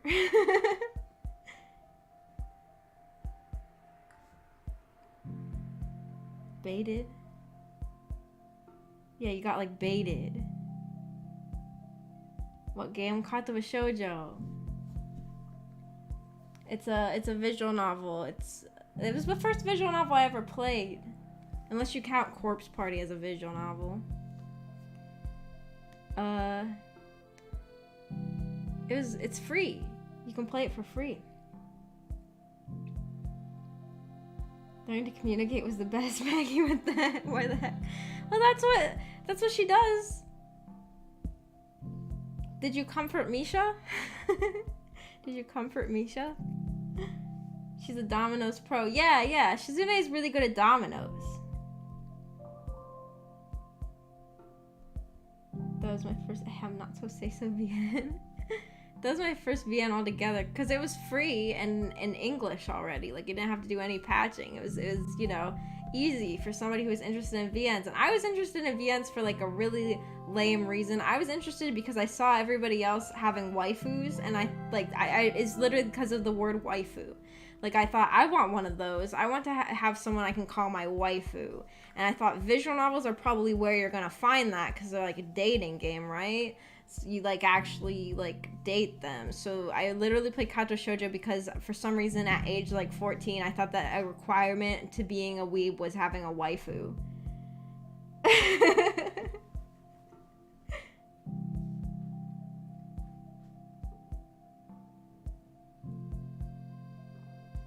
I did comfort Misha and I never reloaded faster. Share scene doesn't exist, thanks. Who was the blind girl? Lily. Lily was the blind girl. She's the one I accidentally got when I was trying to get Rin after going for Hanako. There's Lily is the blind girl. Shizune is the deaf girl. Rin doesn't have full arms. Emi doesn't have legs. And wait, who's left? Hanako has burns all over the side of her face, which isn't really a disability, but I guess she's there. They explain that she's there more because of her like PTSD, and it's like a more accommodating school that would be more understanding of that.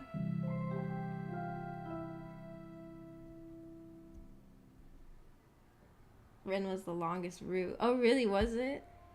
Hanako's route was really short, wasn't it? I don't really remember. It's been so long since I played the game, though. I don't really remember too much about, like... I mean, I remember Rin's route a lot because it was my favorite. I don't really remember things like length. I just... Hanako's was short, I think. And Shizune's route only had one choice, and it was whether or not to comfort Misha.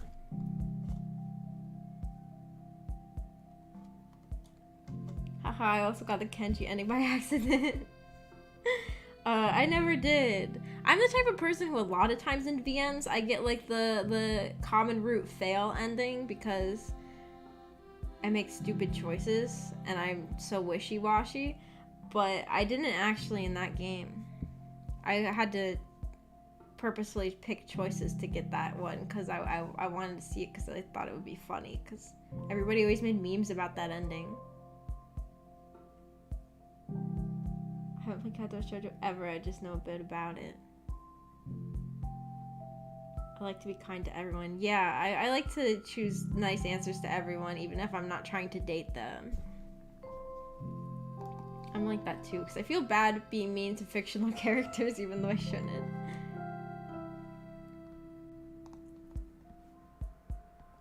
My friends made fun of me for disabling the lewd scenes. Well, you know, the thing with Kato Shoujo is that the lewd scenes are kind of not great anyways. And people were mostly playing for the storyline. And there used to be a lot of memes about Kato Shoujo, like, everybody knows you don't. I don't know if I want to say the word. Everybody knows you don't, like... Fap. I don't want to say that word. That you don't do that to the HCs of Kato Shoujo. People make a lot of memes about that. So, like, I feel like it's not that weird to disable the H scenes. Like, I remember people make memes about that a lot. The H scenes and that just, like, I don't know. The art style isn't great for that kind of thing anyways. And there's no voice acting. But to each their own, I guess.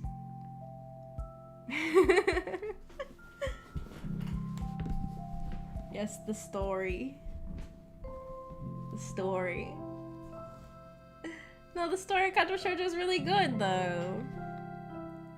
I feel like people play that game for the story. Like, a lot of people, like, cry when they play that game. Because it's sad at some points. It's not like a... It's not like a Yuzu soft game or something. It's got a lot of, like, sad parts.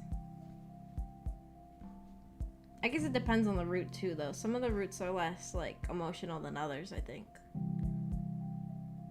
Ren's route was sad for me. It's pretty good. It did have a sad part. Yeah, there's some sad parts.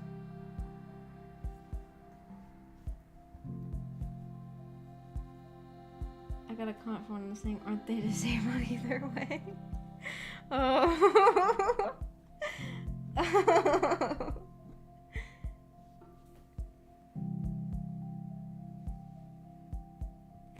I was like, no, must get the girl back. Is that like Lily's route? I feel like Lily's route had a part where you had to like run after her. But Hisao has a heart attack because Hisao has a weak heart and he just always dies. Well, he didn't die.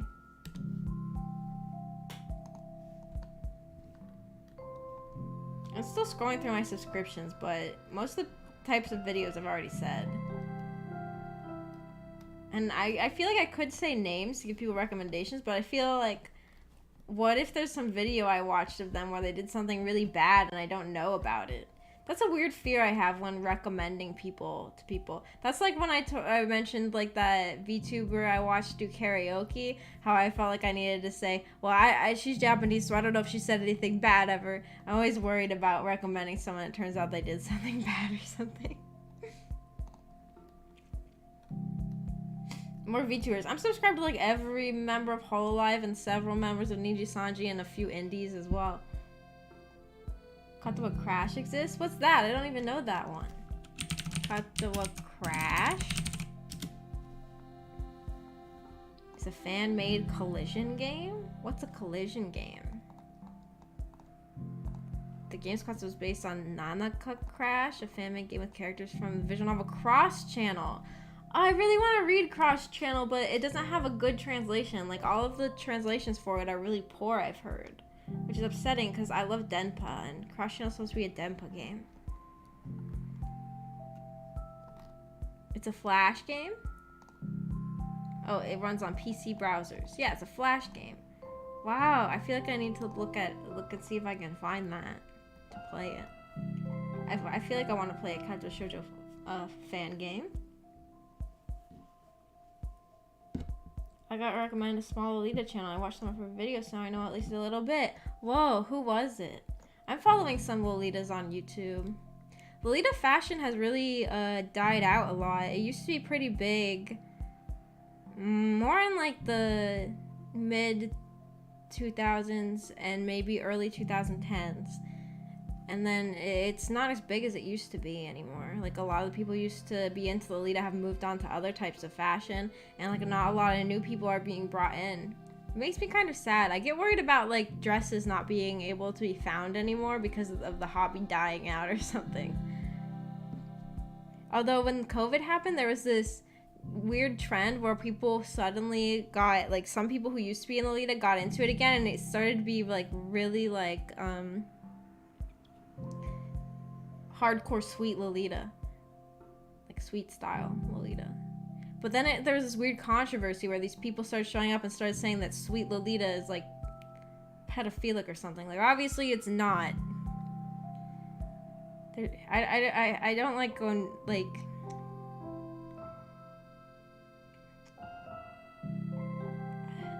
people just coming in and like making things up. That's what happened when like the pandemic happened. Is there was a sudden like boom in like sweet Lolita, like the subtype of Lolita, sweet Lolita, and like a bunch of people like putting pushback against it.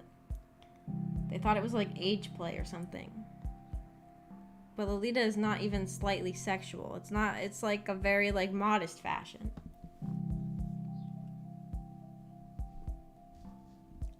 I think my next VN was Emotes Paradise or Devil on a G-string. Wow, you went from Kadowa Shoujo to Emotes Paradise. My next VN after Kadowa Shoujo was probably Canon. Oh wait, I did used to play a lot of indie VNs though because they were free. I played I played a game called Yandere. I don't think that game was indie, but it wasn't voice acted. That game was pretty disturbing for a kid to play. And I also would play like, cause you know, as a kid you don't really have money. So I would play like a lot of free games. Like there's this like digital love story. Don't take it personally, babe. It's just not your story. All by like the same developer.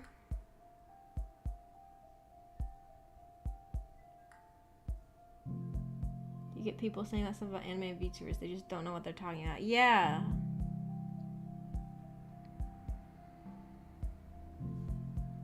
Didn't you pick up Emotes Paradise? When I was younger, I downloaded Emotes Paradise because I used to download all from this one specific like blogspot account where somebody would upload VNs, and it wasn't because I used to be afraid to torrent things as a kid, so I would just do direct downloads, and this website had direct downloads, and I just kind of like, they wouldn't have any information about the games on their page. They would just have like a picture, and I would just kind of pick whatever game had like the cutest girls in the picture, and I didn't know what it was, and I didn't even know what emoto meant. Like, I was like very new to weeb stuff. And so I downloaded it thinking it was gonna be like a dating sim, and then it wasn't. It was a Nuki gay. Also from that website I downloaded Wanko to Kuroso, and I hated that game with a burning passion.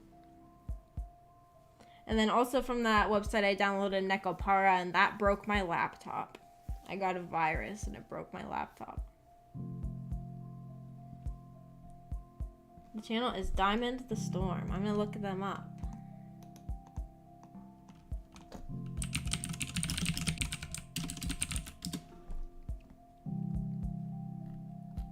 Oh, when you look up that, a lot of other things come up.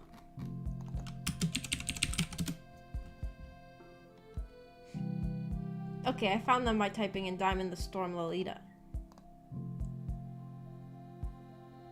Wow. I'll have to watch their videos. I've never heard of this one. She only has 240 subs. That's a good find.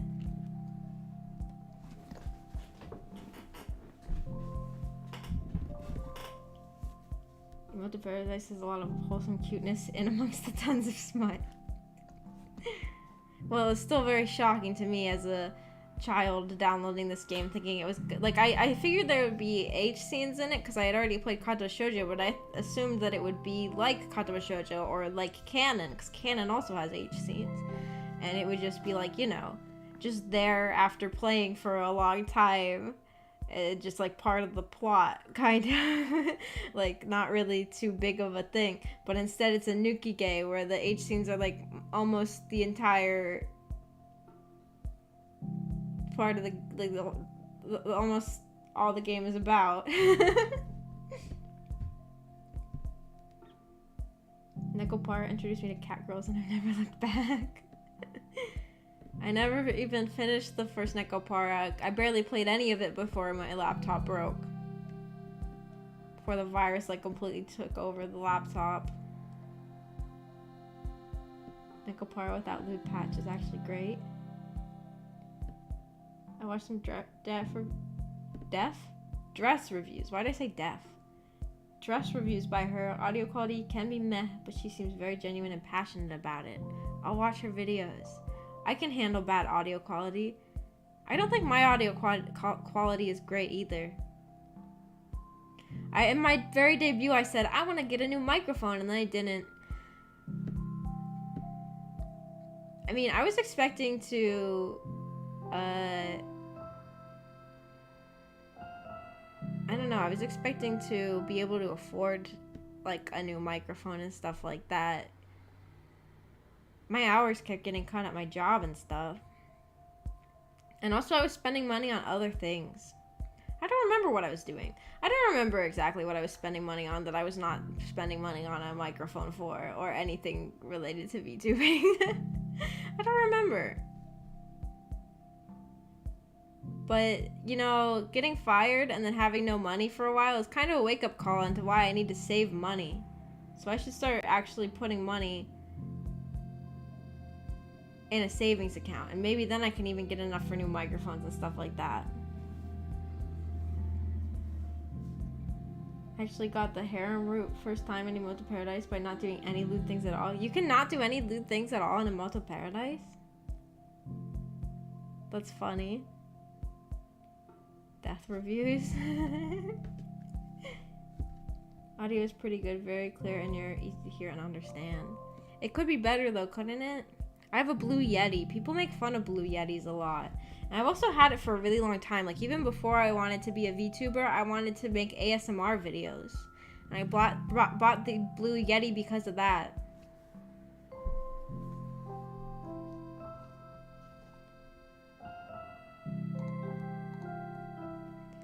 But then I didn't end up doing that. I think I got too nervous to upload anything.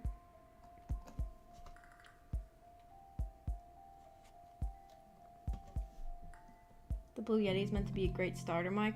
Really? I've just seen people make like memes about it, but maybe those people are rich and have like really fancy rich people mics.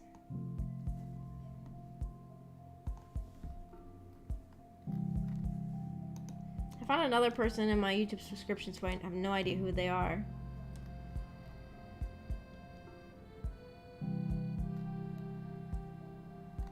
I feel like I accidentally subscribed to this person because I watched like a few minutes of one of their videos and didn't enjoy it and then stopped watching. So I probably accidentally clicked the subscribe button.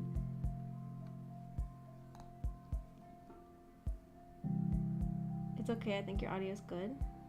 I got a good condenser mic and an extra cheap stand. What's a condenser mic?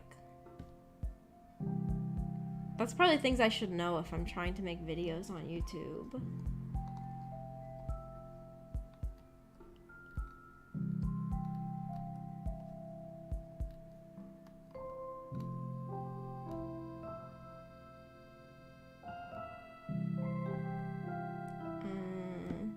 People who make like Silent Hill videos, more pony people, VTubers. So many VTubers. I have no idea who this person is, but their profile picture is very disgusting.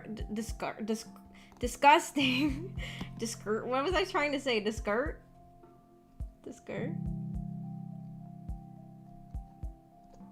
I picked up a mic, might stream in the future, maybe become a VTuber. You should become a VTuber. Oh, Genji, I'll show you my VTuber model later. My whole chat VTubers? Y'all, you guys are all VTubers? Did you spend a lot of money on your VTuber model? They're super expensive. I shouldn't ask questions like, did you spend a lot of money on that? They're super expensive.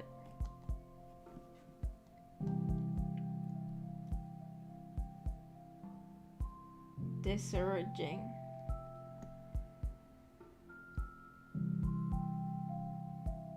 Well, you got one task, thinking about it.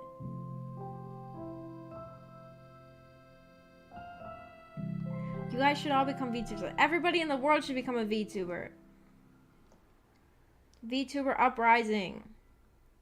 We can become the whole world become anime. Might just go stream with a voice. That's a good way to start, probably. And then you can become a VTuber later.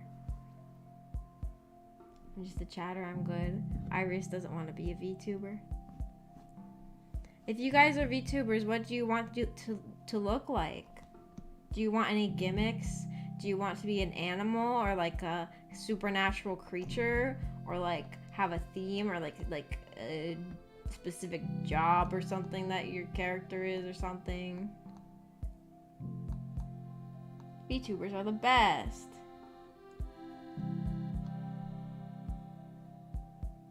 Have a model but stream with just voice.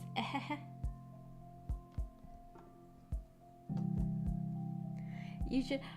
Oh wait, can I talk about this? I think this is an okay thing to talk about. Saz, I think I watched one of your videos that you did on YouTube because this is a little embarrassing. I don't know if this is bad to say.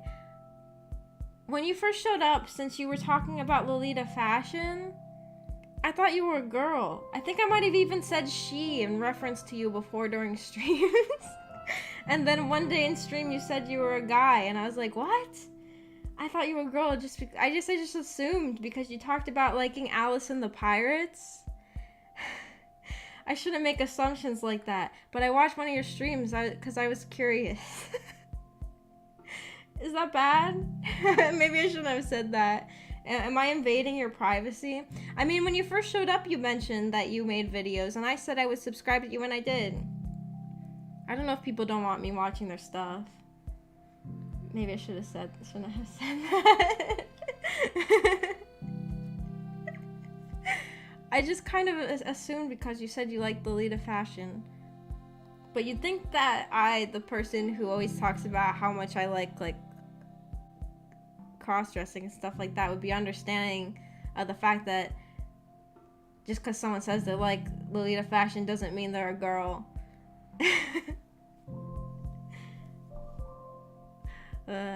I'm sorry. Don't worry, I get that a lot. You get that a lot? Now you watch a Sazzy video, Saz, you famous? You're famous because I watch your video, but I only have 330 subs.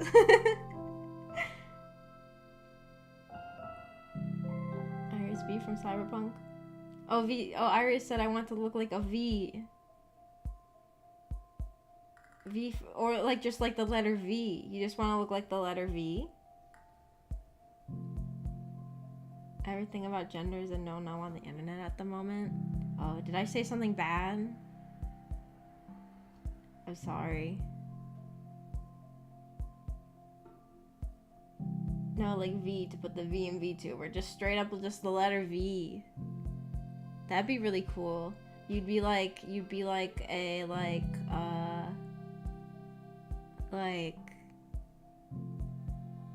like the giant letters in Sesame Street, but with a face is what I'm imagining. No, you didn't. It just feels like it? Okay.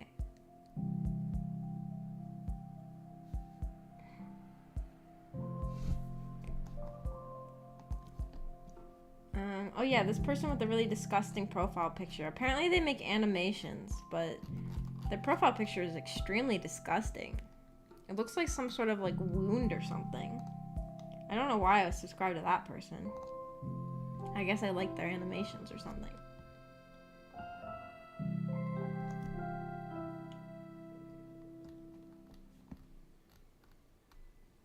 Who the heck is this? I have no idea who this is. Somebody who makes Minecraft videos. I don't really watch Minecraft videos. So I don't know why I was subbed to them. I wanna name my channel Genji, the below average gamer. TBAG.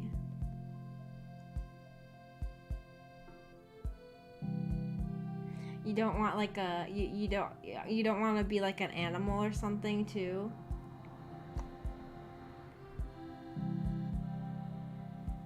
Or there are a lot of cool themes for VTubers.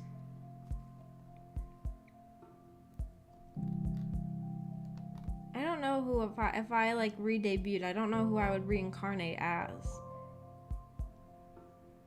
Maybe like an alien. I feel like it'd be fun to be an alien. I'm ruining the sense of immersion. But I feel like I talk about things like this all the time and it's fine to ruin the sense of immersion. Maybe not. I don't know. I've been streaming for a long time. I don't know if I should end the stream. Lately, I've been okay with streaming for longer times. I don't know why.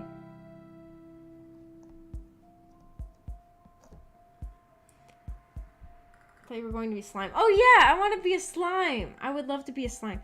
Or maybe I could be an alien that has a normal form and a slime form. That'd be cool.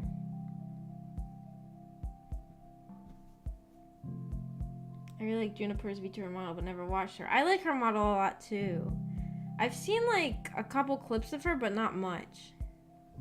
I don't know what she does now. I don't mind the immersion breaking. Okay, that's good. I don't know how much people mind the immersion breaking. I've seen a slime girl VTuber. Who is it? I need to know. I want to watch a slime girl VTuber. I feel like slime girls are like a kind that companies probably don't want to get into because they don't have like a human face. I feel like people want like a human face. I mean, they have a human face, but it's like the same color as the rest of them, and like the eyes and like every part of it is the same color. I feel like it's just like not a type that companies are really gonna make VTubers of very much. On Twitch. I saw a girl, she wasn't calling herself a VTuber, but like she was basically a VTuber on Twitch she had a 3D model and it was an alien from The Sims 2. And she was making videos of The Sims 2. I was like, oh, that's me. I love The Sims 2. Let's collab, please. I was like shocked. I was like, oh my god. But I didn't message her or anything. She wasn't even calling herself a VTuber. Like, she didn't use the word VTuber on her Twitch account or on her Twitter or anything.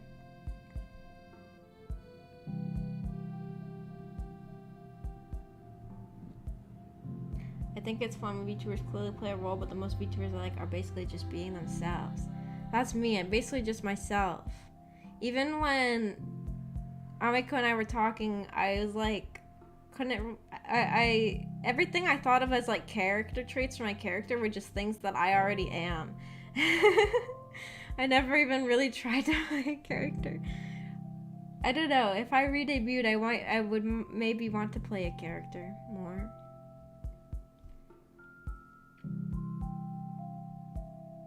I just like my character is that I am a magpie, but that's not really a character.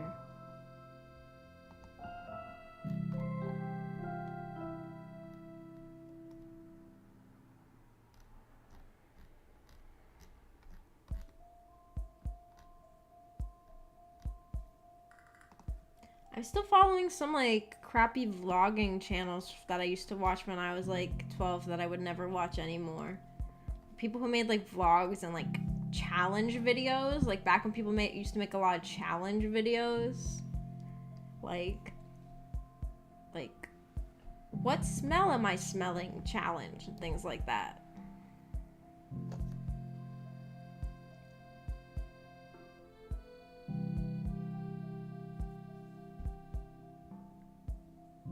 I think my Twitter shows my favorite VTuber pretty well.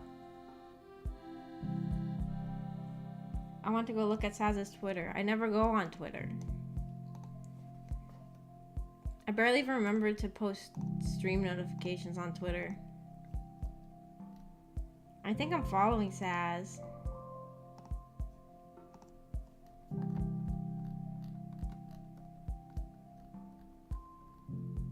Saz. Oh! You also posted her in the other VTubers section in Discord, right?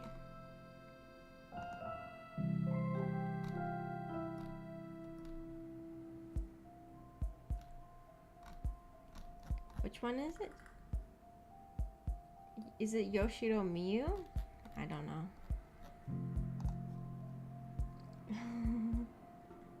I'm stalking you. You can't say that your Twitter shows your favorite VTuber and then expect me not to go look. I've got to see.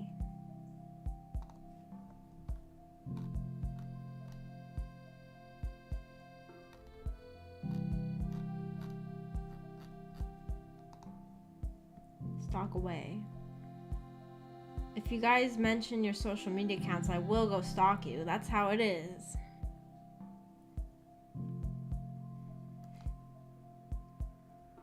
Reaching out to others can be scary, but it's fun to see you collab with others.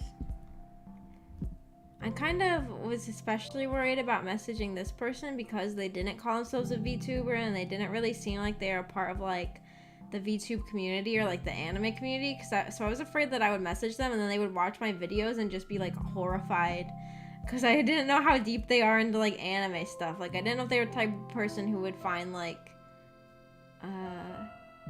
you know, be disgusted by like otaku stuff or something.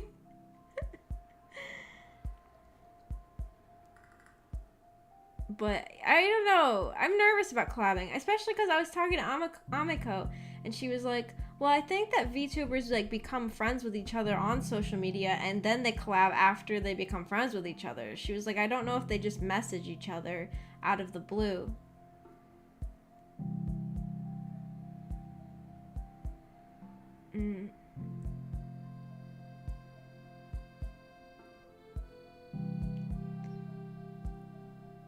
I just don't know how they usually do it.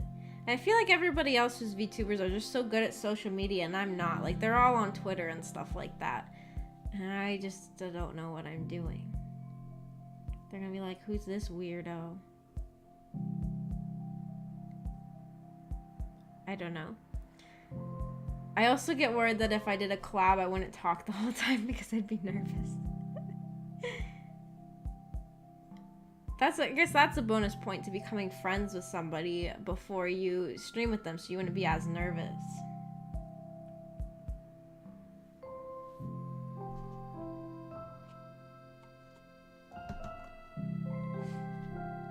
There are a lot of VTubers who follow me, though. Or not a lot, but I mean, like, there are maybe, like, 5 who follow me on, like, Twitter. And I don't know if any of them would want to. And there's some who even show up in chat sometimes.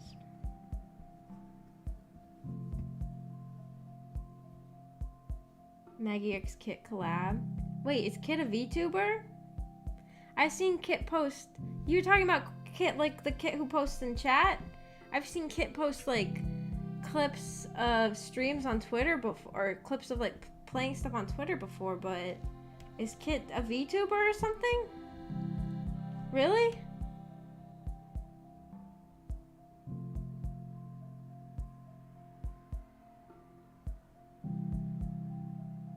I delete the food posting and do a lot. Feels like I'm showing off too much. Tehepero. Tehepero? You're showing off your amazing food. Saz is a professional chef.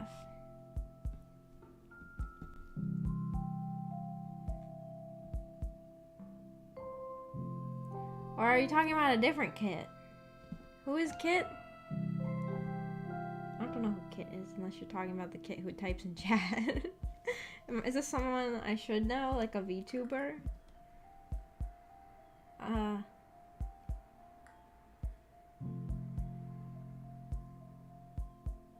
Tell me VTuber wasn't a weirdo. You're not weird, you're awesome, don't worry. I guess I was just worried because she's like, I don't know. I felt like she was involved more with like normal YouTube and stuff like that, or like normal Twitch and stuff like that. Like I didn't think she was a part of the VTuber community or something. Kit from chat, super famous in chat. Oh, we need to collab. Is Kit a VTuber now? Kit's, whoa. Collab with chat.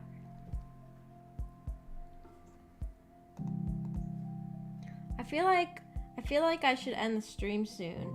It's been like 3.5 hours. When I end the stream, I have to call those businesses. I'm nervous about that. But I will have to do it because otherwise I will not have any money, and if you don't have any money, you can't live. Because I need to pay for my apartment and food and such. So I really have to actually call them. I don't want to, but I do. IRL people do collab with VTubers. That's true. Some people have. That is true. I have seen that before. You can do it, Maggie. Thank you, Arias. I could do it. Don't be nervous. You can do it. Chat got your back.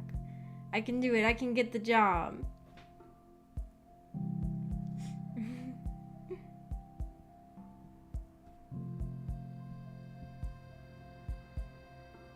This time I'm still at work because typing in chat. Oh, were you typing instead of getting your job done? Is that what you mean? Well, now I'm about to leave, so you'll actually be able to get your job done. Okay, I guess I gotta go now. I plan to stream Silent Hill tomorrow, but I'm going to be calling the job after the stream, so they might want like an interview or something tomorrow. So if I don't stream, it's because of that. But if that doesn't happen, I want to stream the original Silent Hill tomorrow morning. So I might see you then. And thank you guys for watching the stream, and bye bye.